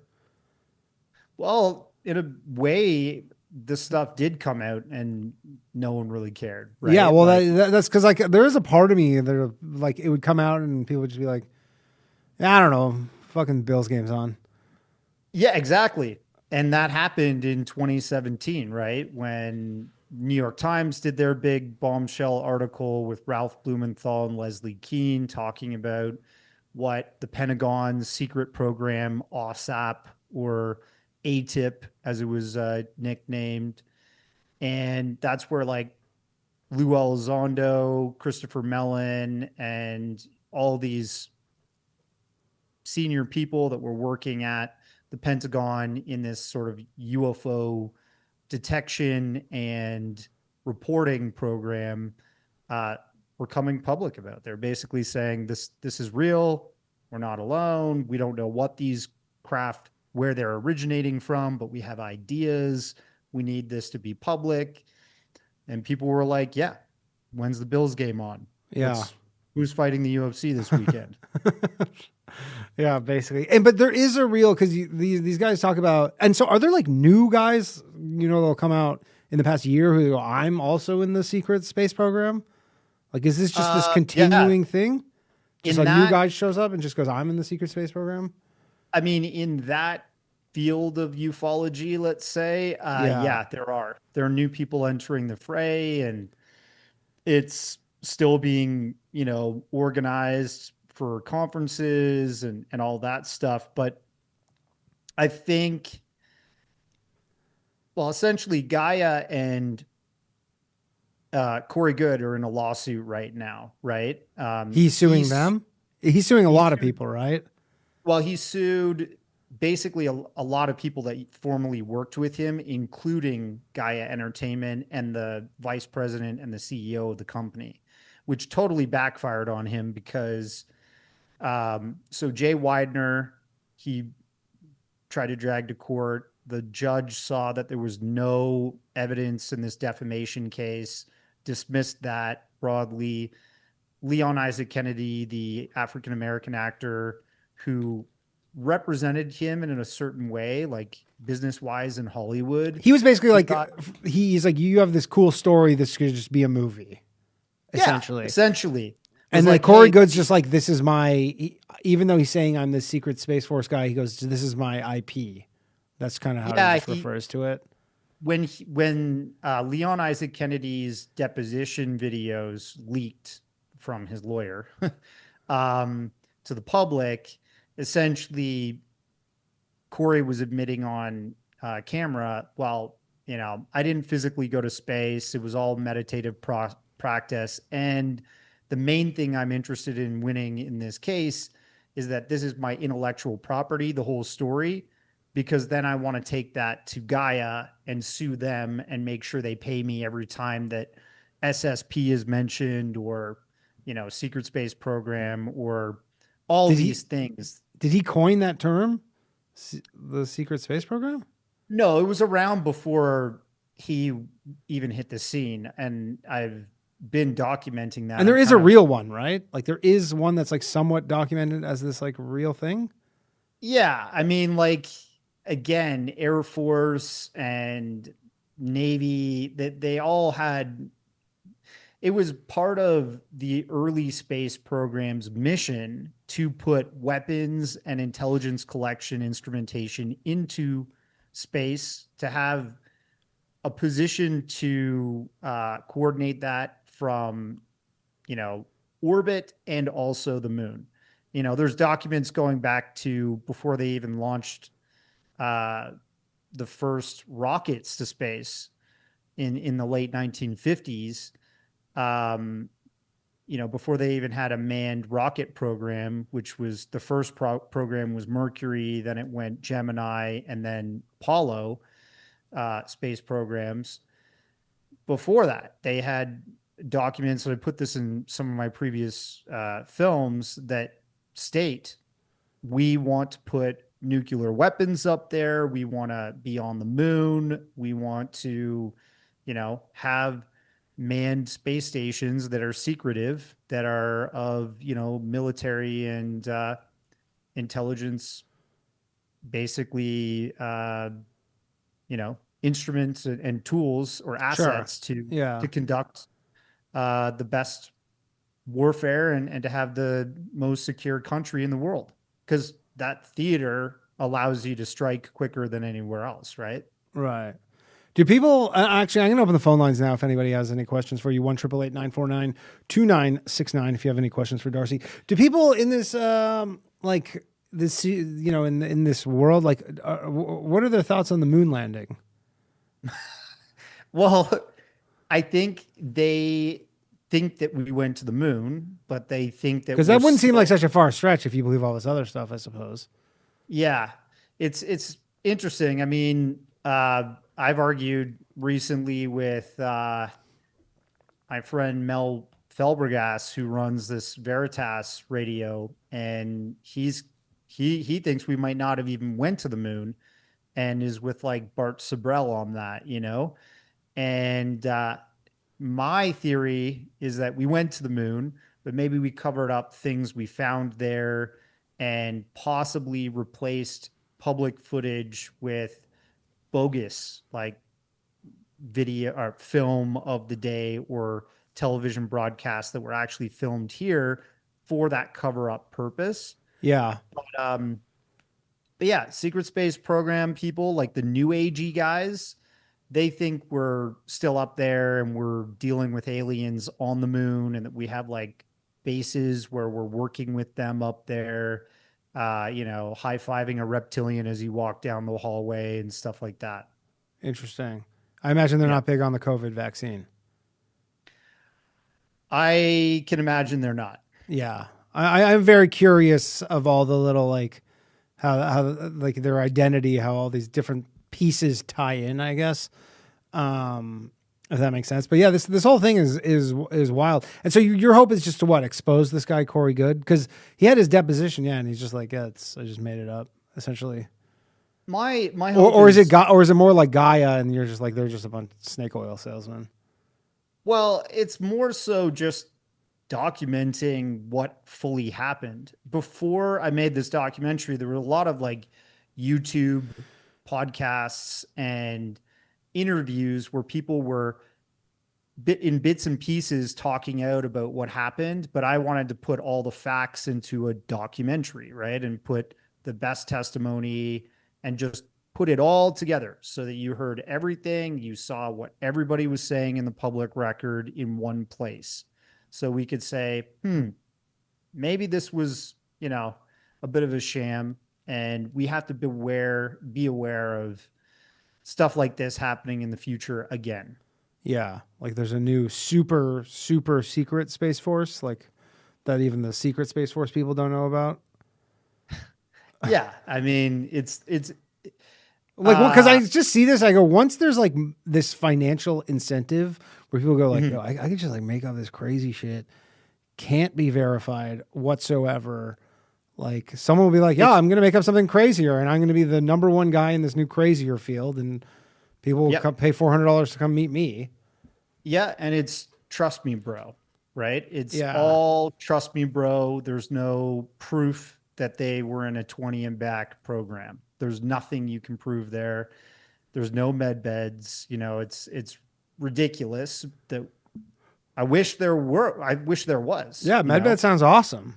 Yeah. Let's jump in one and get everything fixed. But that's science fiction. It's literally. And did Corey Goode make all this stuff up, or did he get these stuff from other sources? He kind of farmed it from other sources online based on the testimony and what was put forward online. You know, whenever people were saying, hey, something's not right here, and they were checking him, we searched that back with the Avalon Forum and these other places that he launched his persona. And it seemed, yeah, this is true. He was basically going into the top sites, top rooms to chat about secret space or underground bases or Galactic Federation and alien, you know, off-world cooperation and stuff like that. It just all became this mega conspiracy theory as a one-man show, right? And then other people started entering the fray that were saying, hey, I remember you. We were both up in space doing that together. You remember me? Oh, no, I don't. And he kind of like fought with a lot of the like he was basically being like, this guy's making it up. He was saying that about that's crazy. He's just like, this guy's full of shit. Pretty much. Yeah. Like this is like it was his thing. He goes, he's like, I'm the only one who's been there, who's like back. Pretty much. And then you hear that testimony in the documentary. He says like, well, the lawyer, Leon's lawyer says, so what if somebody says that they have also been to space and did what you did? He says, they're liars or they are delusionally making it up in their own head. And that's my IP, basically. Yeah. And so, but like, surely if there was this program, like he couldn't be the only person in America doing this. Like there must be other people who would then age regress 20 years and come back. And there have been many people that have said that went through GAIA after Corey left. And that's why he was suing them, because he was saying, hey, like that's my show that you're selling. And that's my story that I made. Now they can't be saying that and taking over that show because that's mine. Because I looked him up on Twitter and it seems like his Twitter is kind of dead. Like, has everybody just kind of abandoned him? Because he must have been fairly popular if he had this huge show on this platform. Was the main guy. He was the main guy on a platform that had 1 million subscribers. But like now he's trying to sell like a comic. He's trying to like go do a GoFundMe for a comic book, basically. And he gets like 5 or 10 likes on a tweet. Yeah, I think like people have kind of moved on from that. But like to new ones, like to new secret space program people, or they're just like, I'm on to a different thing now entirely. There are, I mean, like I was at a conference on the East Coast, and I'm in the West, but I was like there about 3 weeks ago, and I was listening to an experiencer session, people that say that they've, you know, had something anomalous happen to them, like something that seemed a little bit spooky, that they have missing time, maybe they were abducted, they might have seen something that looked non-human, and it was a big group of people, went around in a big circle. It was like the room was full. It was crazy. And I'm like, how many people were we talking about at a conference like this? Like in hundreds? That experiencer session, it was probably about like 45 people, maybe 40. Yeah, which is pretty good for like an intimate, you know, little setting where everybody is going around one at a time sharing their story, right? And are the stories similar? Because I imagine that would kind of what would lead you to believe that this is true if they're having similar stories. Yeah, some stories are similar where they, like I said, they have they remember one thing, and then all of a sudden they have this like amnesia, this missing time, and then they kind of start piecing together what happened to them. Sounds like getting blacked out.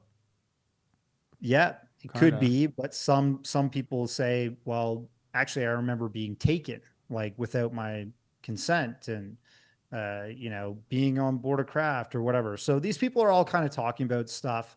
And one guy was like, I've never had anything happen to me, but I really like these like guys that say that they've been to space and, fight aliens and all this stuff. And, I'm here to talk about that because I think that's the real deal. And that was just 3 weeks ago. So it's like, what did P.T. Barnum say? You know what I mean? It's like, there's a sucker born every minute.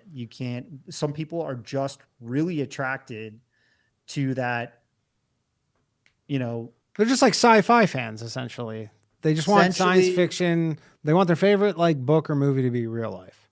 Yeah, they've watched Stargate SG-1. They've watched Star Trek. They've watched, Battlestar Galactica or something, and they're like, wait a second, is this real? Are these people that go to these conferences and speak on this entertainment network telling me that this is all the sci-fi stuff in Hollywood is actually real? That's what happens, I think. But, I'm working on a follow-up to the first one right now that you saw yesterday. Yeah. I'm like basically trying to finish off my thesis about all of that. Hopefully I can get it submitted before the end of the year. Oh, okay. Like you're going to complete it? Like it'll be... Yeah. Get it like to streaming platforms and stuff like that. Yeah. But it's similar on that topic. Yeah, this is kind of interesting. I am worried, or not worried, curious about like GAIA's whole like role in this thing. If they're just like, don't give a shit. We're just here. We run a public company. We're just here to make money like every other public company. And well, because I imagine they sell tons of supplements. Is that safe to say? They sell all sorts of weird supplements and stuff like that. They sell yoga mats. They sell health. Like education, all bunker supplies. Are they in the bunker supply game? I don't know if they're into bunker supplies. I couldn't say, but I know that they sell like yoga and holistic sort of health sort of stuff outside of the sort of UFO-tainment part of their company, right? And they're like, have you ever seen how the show that Corey and them came from is led? Like how an episode will start? Refresh me. It was just what they just kind of start talking. Yeah. So it's like usually two really nice looking brown leather chairs facing each other. Yeah. And one guy's it's kind of like a podcast. Yeah. They're just... Yeah. It's like they were the ones that kind of started that fashion, but instead of them sitting in a Joe Rogan studio, they're sitting in something that has like crates in the background that say like classified, spray painted on them, stuff like that. And then they'll sit across, like the host will be George Norrie or Jay Widener at one time before he left that company, the guy that I interviewed for the series. And, after Corey, there was people like Emery Smith or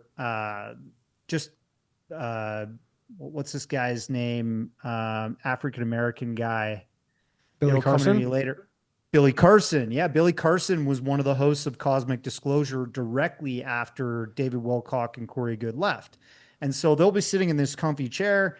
And, when I'm conducting an interview with a subject, I'll say, tell me about your childhood. Where'd you grow up? What was your schooling like?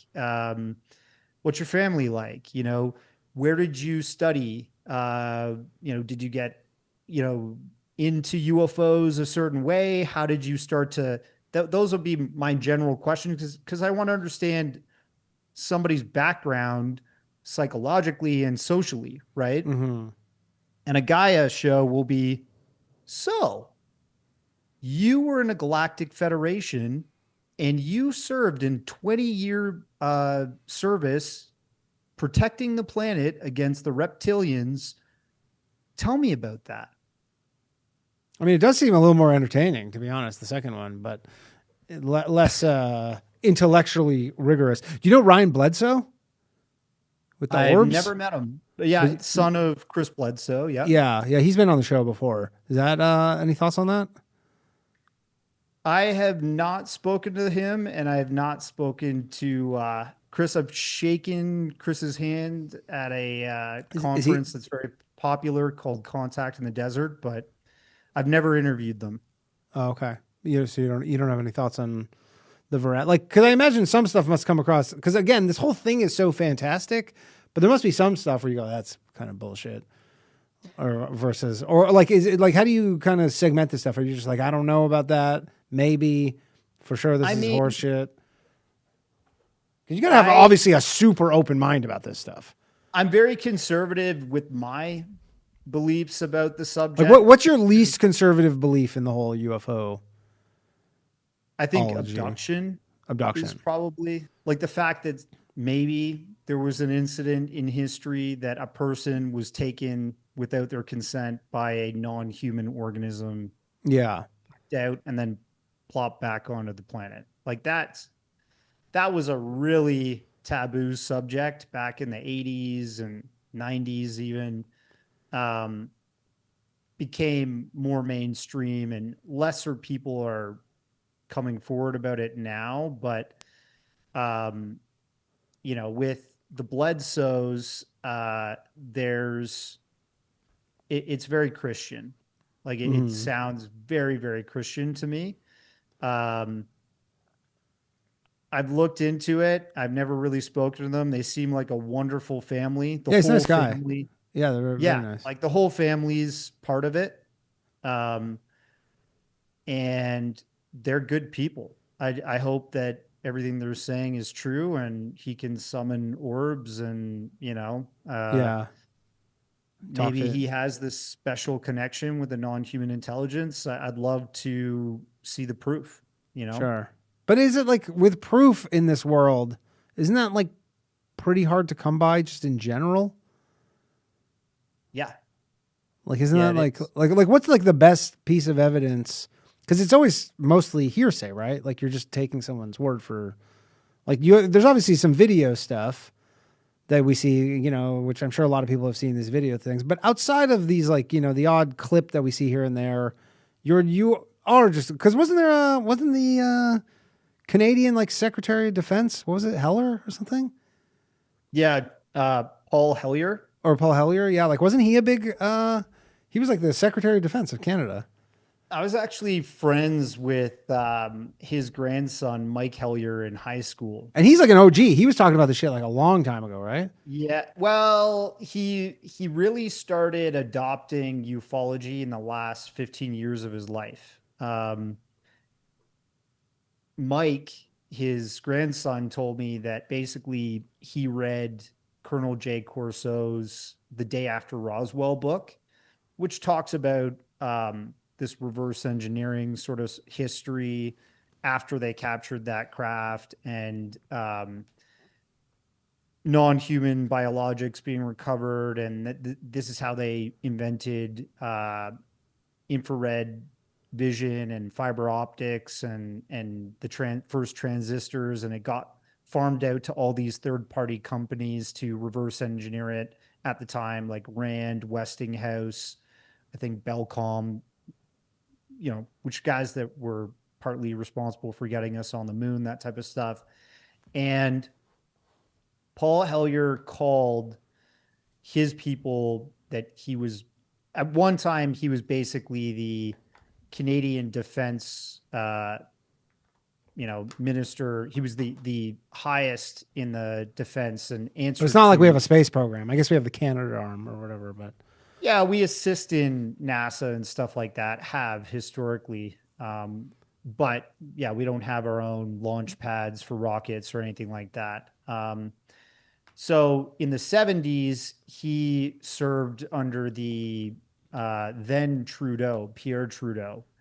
and he had no UFO intel then. It was all in his later life. Oh, okay. He read Colonel J. Corso's Day After Roswell, and then he started making calls to his connections in the United States. He spoke to Colonel J. Corso, Philip J. Corso, and he started writing books and basically got right into it and said, like, yes, this is all happening. And the Americans have been retrieving crash craft and aliens and all that stuff.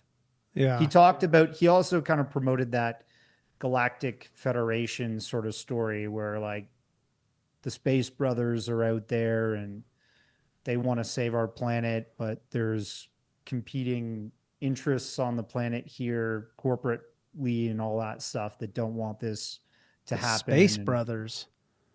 I feel like I saw that show on BET in the 90s. Probably. Just like Space Brothers were the first, like George Adamski in the 1950s, and from then it kind of evolved, but it was this UFO wave that was happening where people were taking pictures of UFOs and film back then and saying, you know, there's these aliens from the Pleiades and they're white and they're kind of Nordic looking and they're here to try and help us advance and save us and all that stuff. That was kind of like the Space Brothers era. Okay. Yeah. Interesting. Were there a lot of abduction reports from Canada? It seems like a uniquely American thing. Yeah, there's not a lot. Like MUFON, Mutual UFO Network, is in Canada, and they take that kind of report data. But I've never really heard of like big Canadian cases. Any theories onto why that is? Don't know. No. But I mean, I was in an experiencer session 3 weeks ago, and a lot of these people kind of allude to some kind of non-human intelligence experience they've had. And yeah, that was. I mean, definitely there's like where there's smoke, there's fire, kind of scenario where you go at some point you got to be like, there's got to be something going on here. Like just the idea that every single person's making every single thing up is just, that's almost the least plausible. Well, there's a Harvard professor, John E. Mack, who championed the idea that some of these experiencers and abductees have to be telling the truth, because he was a psychologist. He, had his tenure at Harvard and was interviewing these people, and he saw nothing psychologically wrong with them. Like they didn't seem to be having a mental break, suffering from psychosis of some kind, maybe having some grand delusions and trying to get attention. Some of these people, he was just saying, are outright experiencing it, and he believed them. And the mainstream scientific community at the time referred to him as going native, Sure. An anthropologist that goes to a tribe and starts wearing the loincloth and basically walking around with the spear saying, I'm one of you. But I think that was a way of just kind of debunking it at the time, and an unfair assessment of the situation. Interesting. All right, let's take a call here. Phone lines are open, everybody. 1-888-949-2969. We got Slav here, who he didn't get through in the first half. He was upset about that, I think. Somehow he's going to make this about the Jews.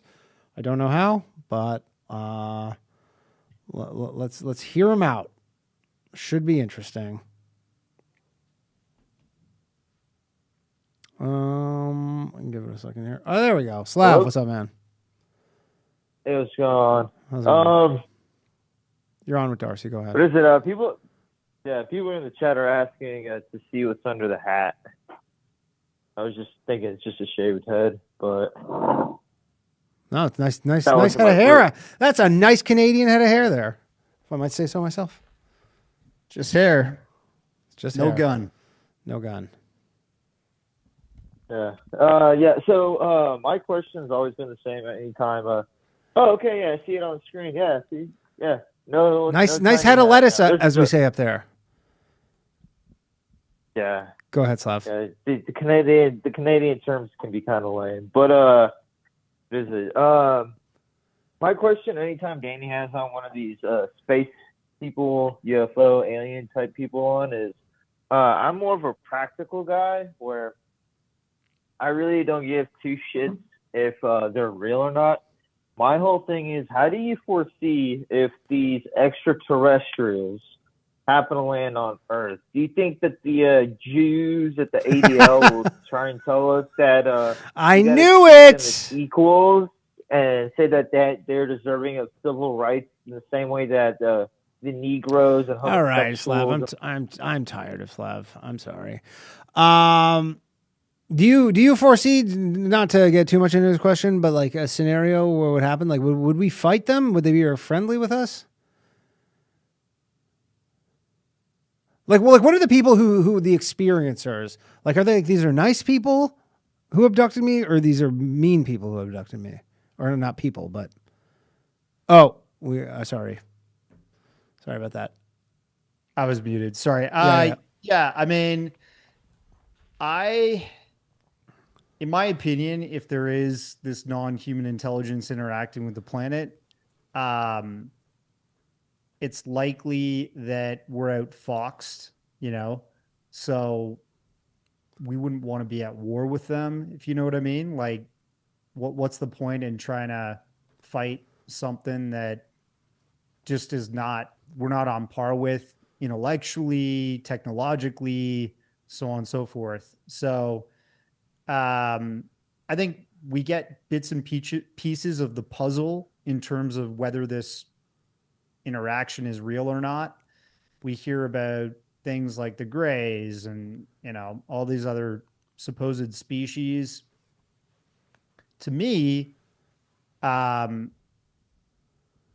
it doesn't seem like they're our brothers or space brothers or whatever. It seems like they're here to check us out, and they don't give a shit.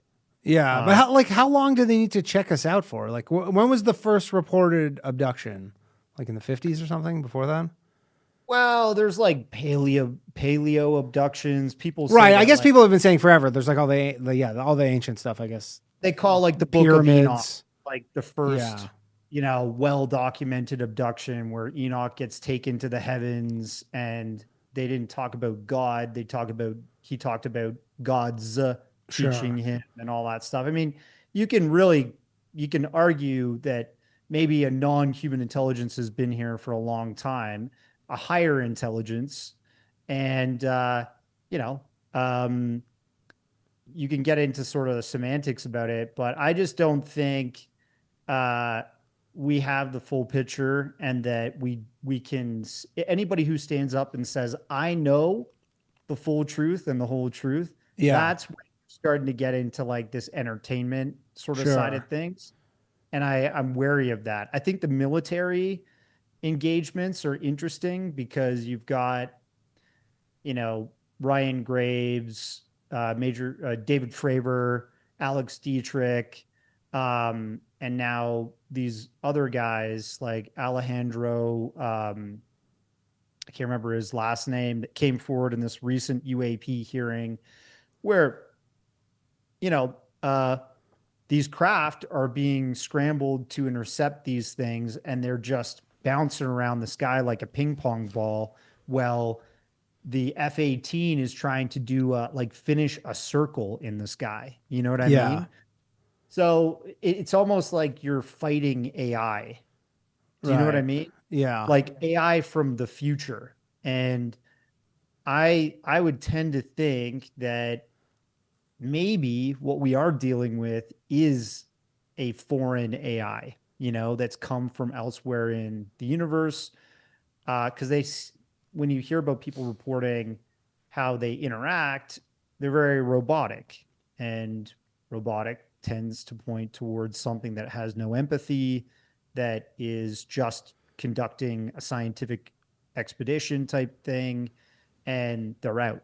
And when you talk about credible pilot sightings and interactions, again, it looks like just this superior technology, and they're able to anticipate where the pilots are going to go next and stuff. So it's like super intuitive. Again, it just looks like to me AI. Sure. You don't, but do you subscribe at all to Ashton Forbes, the MH370 with the orbs? You know that story? Oh yeah. He's been on the show before too. Yeah. I mean, look, Ashton's I think he's a smart guy, and he's trying out there.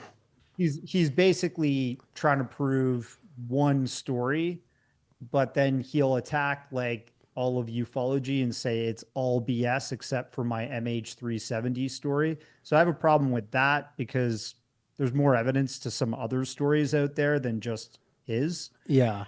But a lot of the things he talks about are similar themes. For example, that if we did catch, a crash craft from 1940s or after, and we were reverse engineering that, and we found out, hey, this is not propelled on oil and gas, it would be in the best interests of the energy cartels around the world not to have that energy go mainstream and change our infrastructure to that.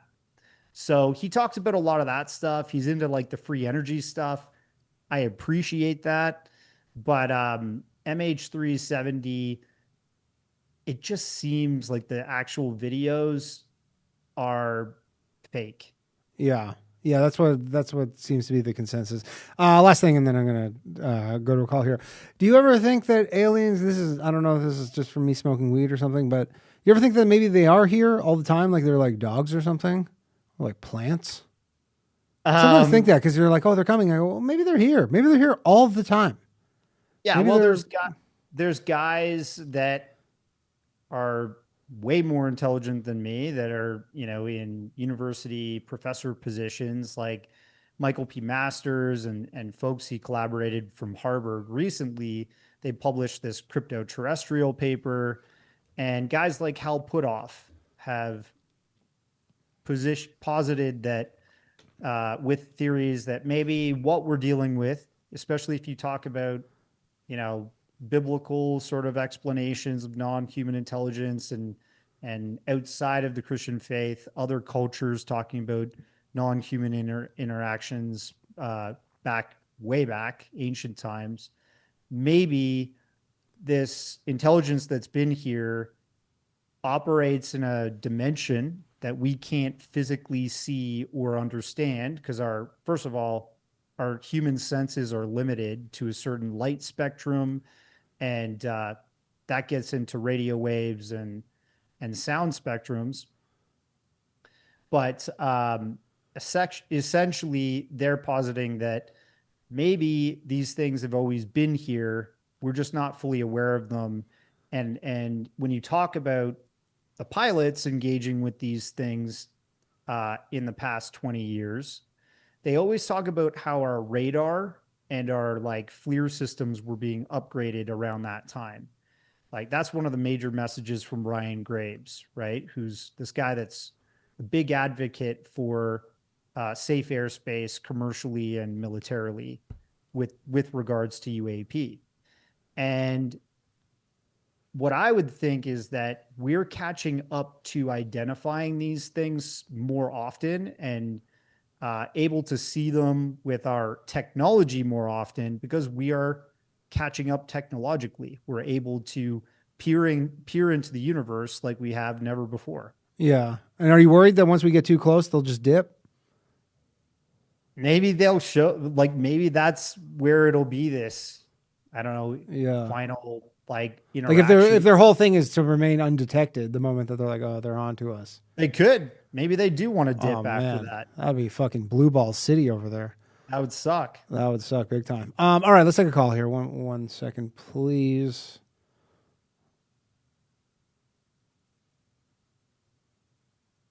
We got on the line.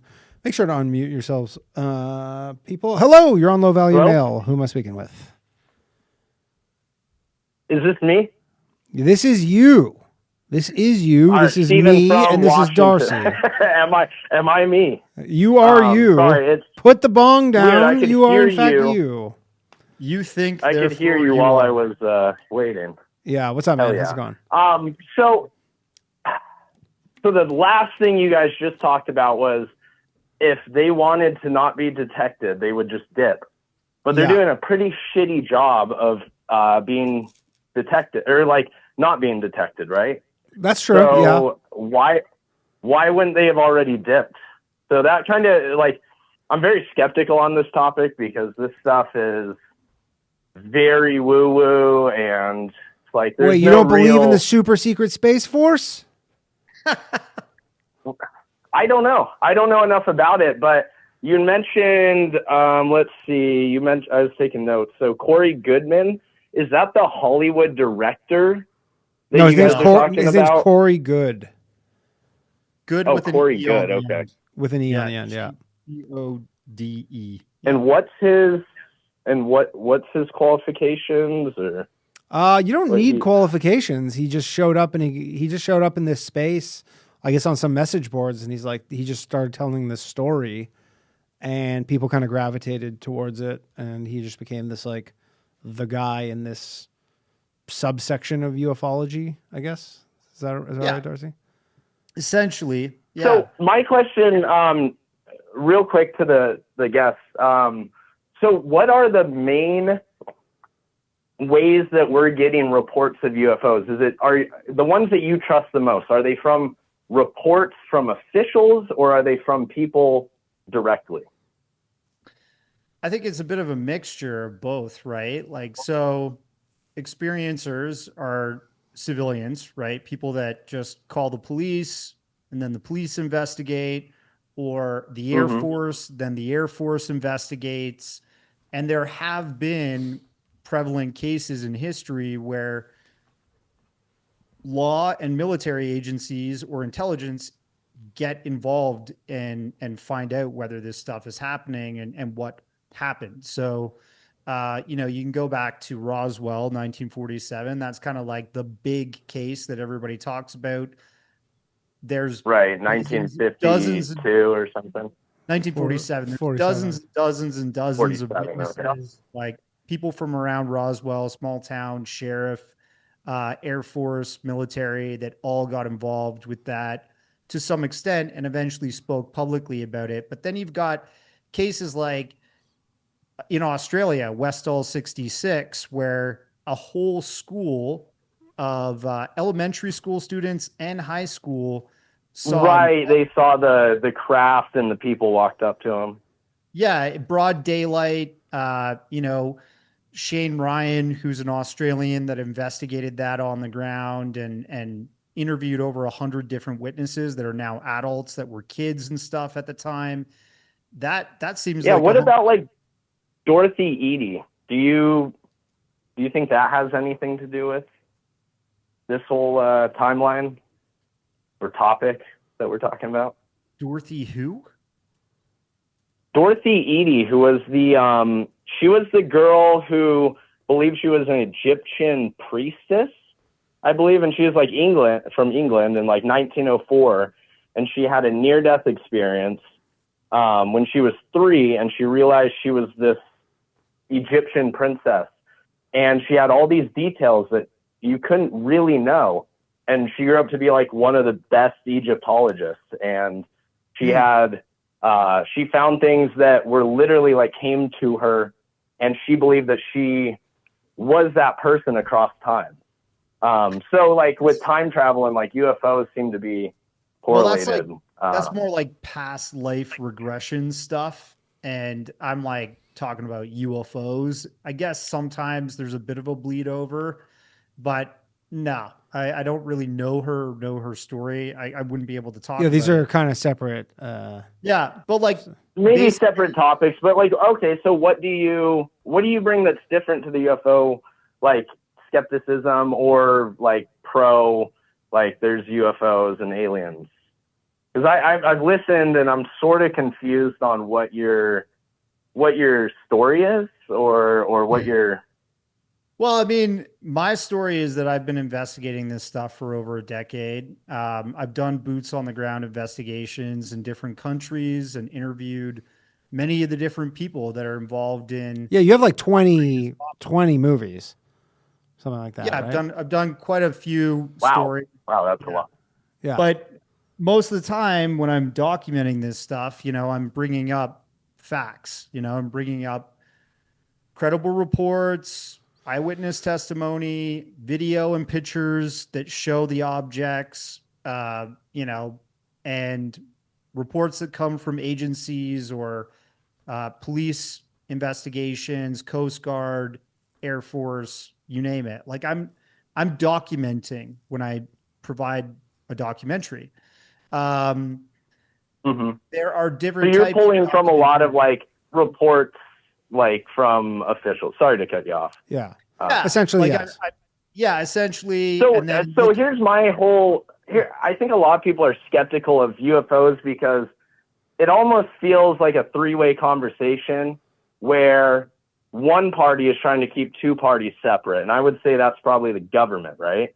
And it seems like if you wanted to control people more, wouldn't you make this thing where, oh, you got to only rely on these few cherry-picked situations where Like you're saying they control what information gets released?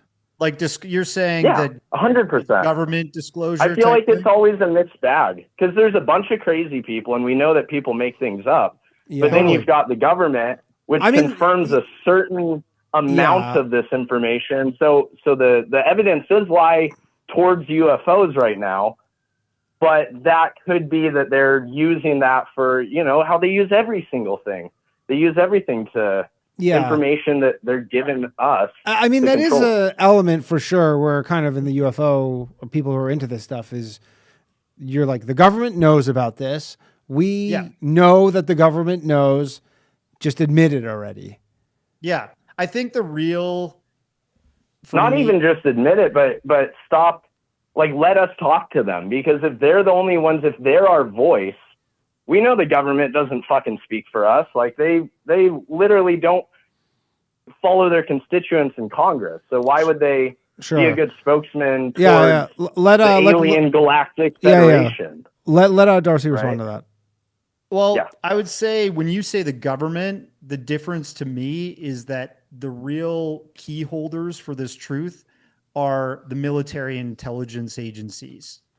They're the ones that really keyhold here and keep that from the public. The government, like your senators, your governors, they know very little about this subject. And those UAP congressional hearings that have been happening recently, they're touching on so many new things and they're making those inroads to educating people about this. But governors or senators, that are anomalies that actually understand this subject, or people like Tim Burchett or Anna Paulina Luna, like these are people that are really read into it, but there's like a handful of them. And this is not something that's widely discussed in the government. The military and the intelligence communities, the CIA, the DIA, the Pentagon, the Air Force, the Navy, the Space Force now, they're the tip of the spear when it comes to this subject. They've been collecting that data and keeping it hidden for decades, in my opinion. So when you talk about government, you got to really keep those separate, because your average Joe that's, waking up, having a cup of coffee and driving to a congressional building doesn't really engage with this subject. It's the military and the intelligence communities that do. Right. Yeah. Like if you're a congressperson, your thing is like, I represent my constituents, and this is like, but you don't think that those people are getting, you don't think those people are getting a little bit of a handout under the table? Like, hey, if you start supporting this issue, we're going to throw you some kickbacks. Because that, or the opposite is like, don't bring this up. Yep. Or the opposite, sure. And then that could draw skepticism if they know who the senator is, that information, just like how information they give out to the people, depending on how much the PSYOP they've actually gotten over on people, is going to change So like you get a real skeptical representative and they're like, oh, you're telling me not to talk about this? Now I'm going to go talk about this. And they're like, mwahaha, perfect. Sure. Yeah, there are like senators or governors that are blocking the UAPDA, which is like this act to bring better UAP disclosure and transparency to the rest of the government from the militaries and the intelligence communities. And it tends, I can't remember the guy's name, but the guy that's usually blocking that bill, like his biggest PAC provider is APAC is like the Department of War now, the Department of Defense, you know, or some Air Force base that he's like completely allied with, that, you know, that Air Force base is always discussed as being a place that maybe they've taken technology that's been recovered. So that's the problem there. I think there are also people that are potentially blocking this transparency from going more mainstream. And that's where you have an environment where people want to know more.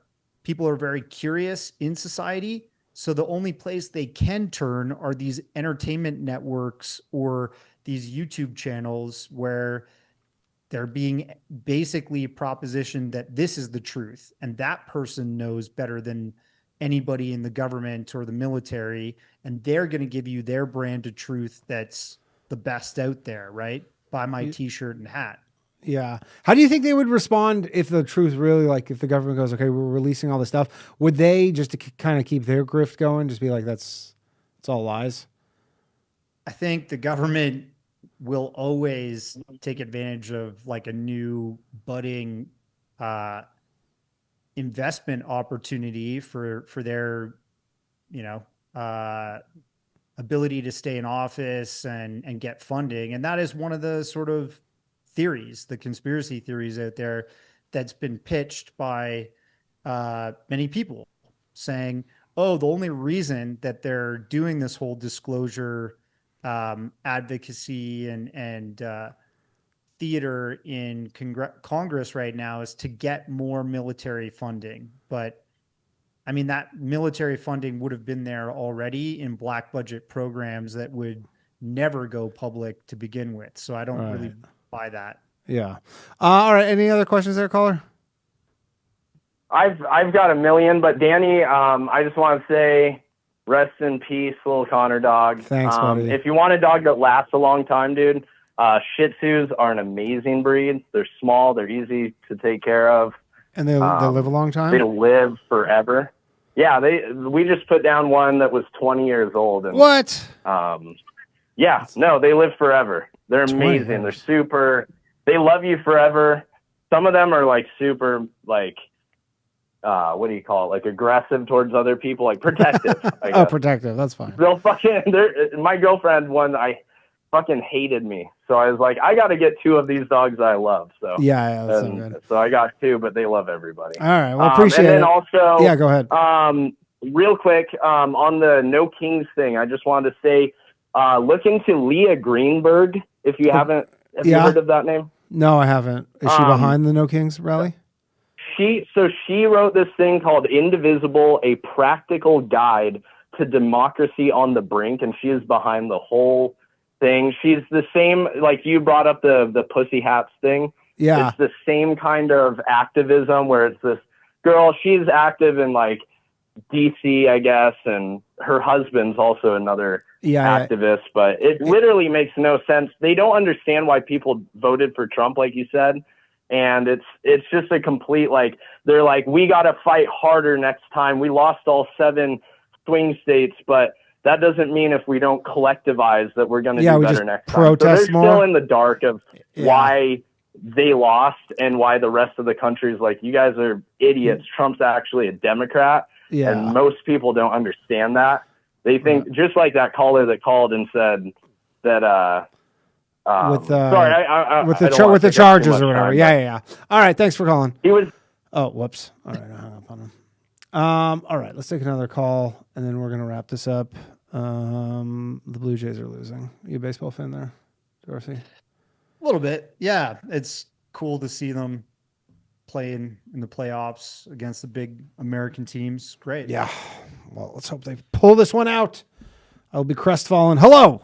You're on Low Value Mail. Hello. What's Danny, happening? it's Zach. Zach, what's up, man? How you doing? Good. How are you? I'm doing good. I had kind of two questions. The first one was I was wondering what the guests thought of the idea that the explosion of UFO sightings and, kidnappings or whatever you want to call them, that started in the like early 1950s might have been triggered by the massive number of nuclear explosions that happened, during, World War II and following that at the beginning of the Cold War, because, Earth has been warm and wet and green for like tens of millions of years. It might have been a known quantity for any other spacefaring or alien races. And then all of a sudden, like firecrackers start going off in a quiet neighborhood. And if anything would draw attention to our presence here, it would have been something clearly artificial. It could also be observed, at range. And then I have one other question I would like to Darcy? Yeah, that's a really prevalent theory. That's what Stanton Friedman, who was a nuclear scientist, he was very interested in the Roswell, New Mexico crash recovery of 1947 and all that. End of World War II, pre-World War II ending, we had all the bomb testing off the Bikini Atoll area and so on and so forth.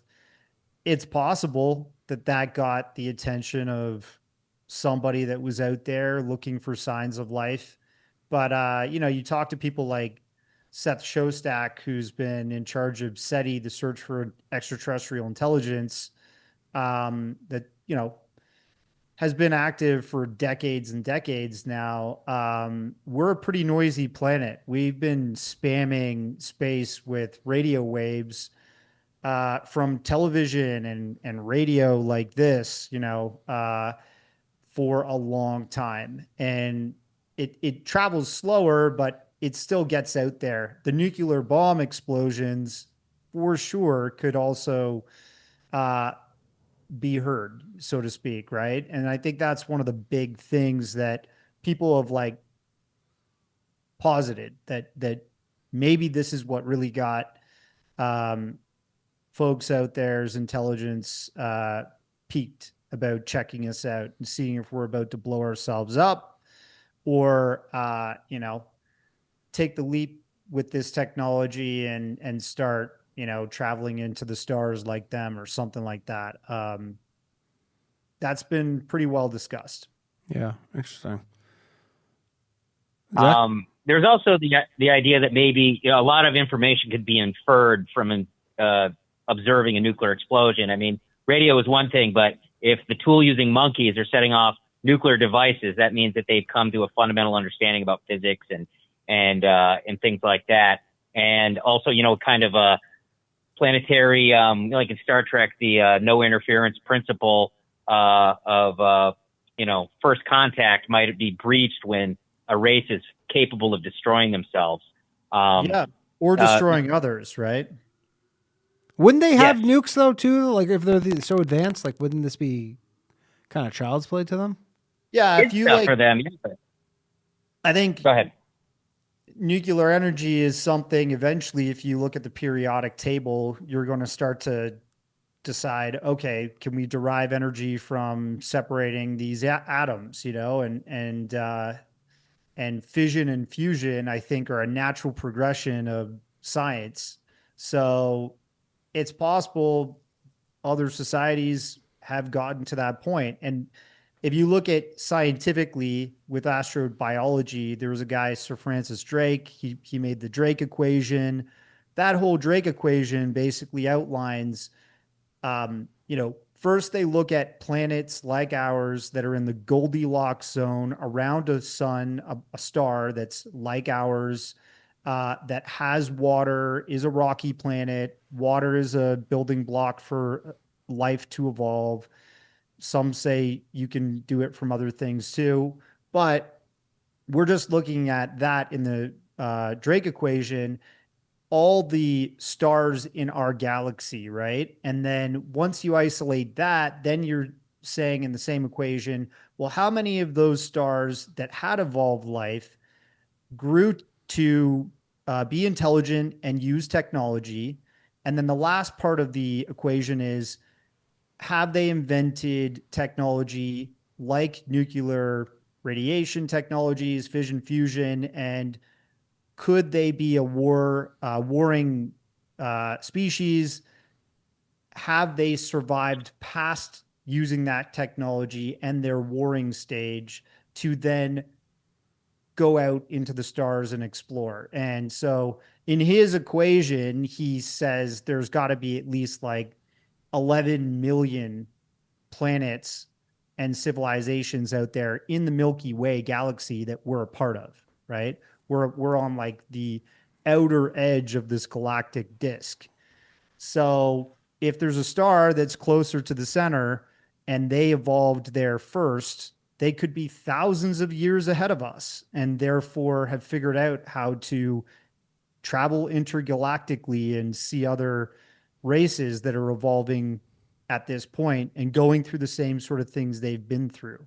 And, you know, you talk to people like Dr. Stephen Greer, and he thinks the only way that they could travel to our planet is if they've gotten over that warring side of themselves and their culture, and they have the technology and they've spiritually evolved enough. But I just don't know if spirituality would even have to be part of the equation, especially if you're talking about something like AI. You know, John von Neumann, who's a German scientist that came out of the Manhattan Project, he hypothesized that there would be von Neumann probes that could be created that are essentially artificial intelligence space probes that could self-replicate, learn, evolve, and travel from star to star, and eventually, you know, kind of conquer a galaxy. And perhaps those von Neumann probes are out there and they kind of 3D print their own life forms, right? And that's what we see when we see like a gray or these mantid looking beings. Like maybe that is something that is a artificial intelligence origin from elsewhere. And with all the AI stuff going on right now, you could, I guess, kind of see how that would happen. Like when the way they're talking about with AGI, and you go, yeah, eventually, like soon, and this will be so smart that it'll just be independent. What happens when AGI starts to get into the genetics field, you know, and they start really taking over that area of life, and you know, to be not enhanced genetically is considered primitive, right? And maybe human 2.0 is this Elon Musk spacefaring race of humans that have taken some kind of genetic upgrade and also have AI and like embedded into their brains and stuff. Like it's transhumanist sort of stuff we're talking about here, but it starts to blur that line between non-human and transhumanism, right? Because what is human in the future? I mean, what we are now is just basically the highest primate on Earth. Yeah.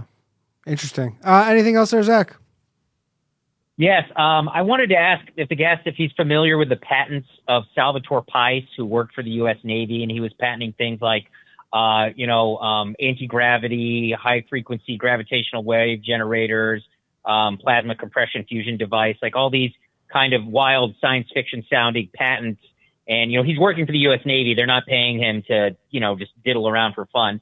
And how those hypothetical technologies kind of contrast with the claims of Bob Lazar and Element 115 and what that was capable of, and then also the gun cam footage of the craft maneuvering in otherwise physically impossible ways. And if he believes there might be some parallel there, and if there is major technological advancements that have been concealed from the public. Yeah, like so that Salvatore Pais has that famous patent that's out there on the internet that looks like a black triangle, has these kind of anti-gravitic little pods in each corner of the triangle.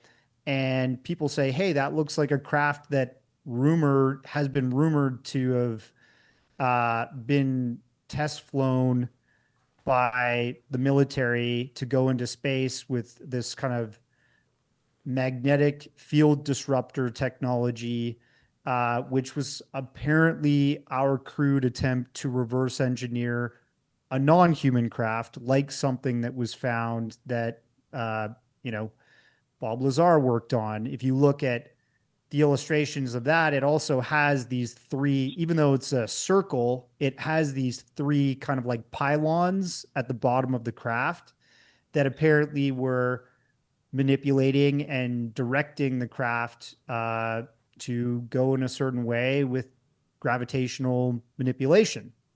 So all of that lore is out there. And I think something has to be real. I mean, Salvatore, he's got, something that came out in 2004, but there's always a story that's come out before that. And Bob Lazar tends to sort of say, look, this stuff was operating on alien technology. We weren't anywhere close to seeing how to operate it, or like seeing how to reverse engineer it ourselves. But then, you got to think about these military budgets every year for the United States military. At this point, it's almost up to $1 trillion. You can do a lot of things with that. And the accounting practices in the United States are such for the Department of War, formerly the Department of Defense. The things that they can do in accounting, if a regular citizen did them, you'd be thrown away in jail. Yeah. So they can write up on their, accounting program that they bought a hammer for $40,000, or they bought loaves of bread to feed people at a base or something. It cost them like $2 million or something. And we all know a hammer costs like maybe $20, right? So what is going on there, I think, is money is being sequestered into these special access programs by providing a fake front for where it actually went. And that's just the name of the game. It's a shell game. These third-party corporations are probably part of the reverse engineering exploitation. People have been talking about Raytheon for years now. The list just kind of goes on and on and on in terms of companies like Lockheed Martin, Northrop Grumman. I talked about them in this TR3B documentary I made a while back now, but it seems plausible that you would want to have that in your military arsenal so that you can outfox Russia, China. And there's a lot of evidence that their scientists were working on this too. You have guys like George Knapp that went over to the Soviet Union, and as it collapsed, the Iron Curtain was coming down in the 90s, and they were getting information out, and he got all these documents and spoke to these high-ranking military officials, generals from Russia, that were saying, yes, we had our own crash retrieval program. We had our own reverse engineering program. In China, there was an anti-gravity scientist named Ning Li that was doing tours in the United States talking about anti-gravity, and then mysteriously disappeared. And I guess she went back to China, and they said, that's it for you. So I think that is, the alternate propulsion and energy embargo that's existed for a long time. The public's not supposed to know about it. And eventually maybe we will to some degree. And it might be something that's like super heavily classified still, but we're allowed to know something about it because the military is allowed to use it or something, like the Blackbird or the SR-71, these super fast spy planes or incredibly powerful CIA planes were able to circumnavigate the globe in, minutes, hours. Flights that would take 14 hours could be completed in a couple. And that stuff was declassified after 20 years of being secret. They started working on that in 1968. They started doing their first test flights in 1968. It was declassified in the late 70s, early 80s. So it's like, what else do they got? They have something. They're doing something. That's for sure. All right, Zach. Thanks, man. Appreciate it. Zach, everybody. All right, that's been the show. Thank you very much, Darcy, for coming on. Where can people find you? Occult Journeys on X, Facebook, Darcey Weir, Instagram, Darcey Weir Films, and YouTube if they want to check out some of my other documentary stuff at Occult Journeys. And my website is occultjourneys.com. If you search my name on Amazon Prime or Tubi, you can probably pull up some of my films and watch them for free. Cool. Yeah, go check out Dark Alliance. This is very good. Highly recommend. All right. Thank you very much, Darcy. Appreciate you coming on. Oh, he muted himself. All right. Later, Darcy. All righty, then. That's been the show. Thank you very much, everybody, for tuning in. We'll be back with a new episode of The Bathhouse tomorrow night. Shout out to the Super Chatters, Vince, K, Bobo McHua. Call your congressperson, HR 38. We need cane guns for all, as we all know. And, of course, HowlingLB showing up with the Super Chats. HowlingLB, I don't know if you have a Patreon membership, but if you don't, send me a DM on Twitter or something. I will get you a Patreon membership. You are deserving of that. At the very least, all right, that's it. I'm going to watch the Blue Jays. They are down 2-1, fourth inning. Whoever wins this is going to get smoked by the Dodgers. But whatever, it's still fun. Thanks very much, everybody, for tuning in. Catch me on a new episode of The Bathhouse tomorrow night, 9 p.m. And support the show, patreon.com/lowvaluemail, MAIL. And subscribe to the, I just had a brain aneurysm, I think. Follow the Spotify channel if you're a Spotify listener. Good night, everybody. Peace out. I'm really a poet, you know it, all my shit heroic. Empathic abilities, yeah, my face be also stoic. Bleep, blow up, nigga, that just means I'm working. They see me as a leader, so that's why I'm Captain Kirkin. These tracks from the stars, that much is for certain. You can fit this hit if you up or if you hurting. I'm raising my stock, not talking my feet in some Birkin. Number Johnny 5, got a fucking short circuit. Bring the track to life when I spit phenomenal. When I hit, she feel that shit in her abdominals. These rappers make me laugh like comic view, they comic through. You know I got a ball out, I hit the track running just like Sonic do. They don't wanna turn on my light switch. Yeah, they was trying to get me on my hype shit. Yeah, they don't wanna turn on my light switch. Yeah, and they tried to down me up some KO type shit. Yeah, they don't wanna turn on my light switch. Yeah, now we pulling up fresh on some flight shit. Ha. They don't wanna turn on my light switch. Yeah, they don't wanna turn on my light switch. They don't wanna turn on my light switch. Yeah, they was trying to get me on my hype shit. Yeah, they don't wanna turn on my light switch. Yeah, then they tried to down me up some KO type shit. Yeah, they don't wanna turn on my light.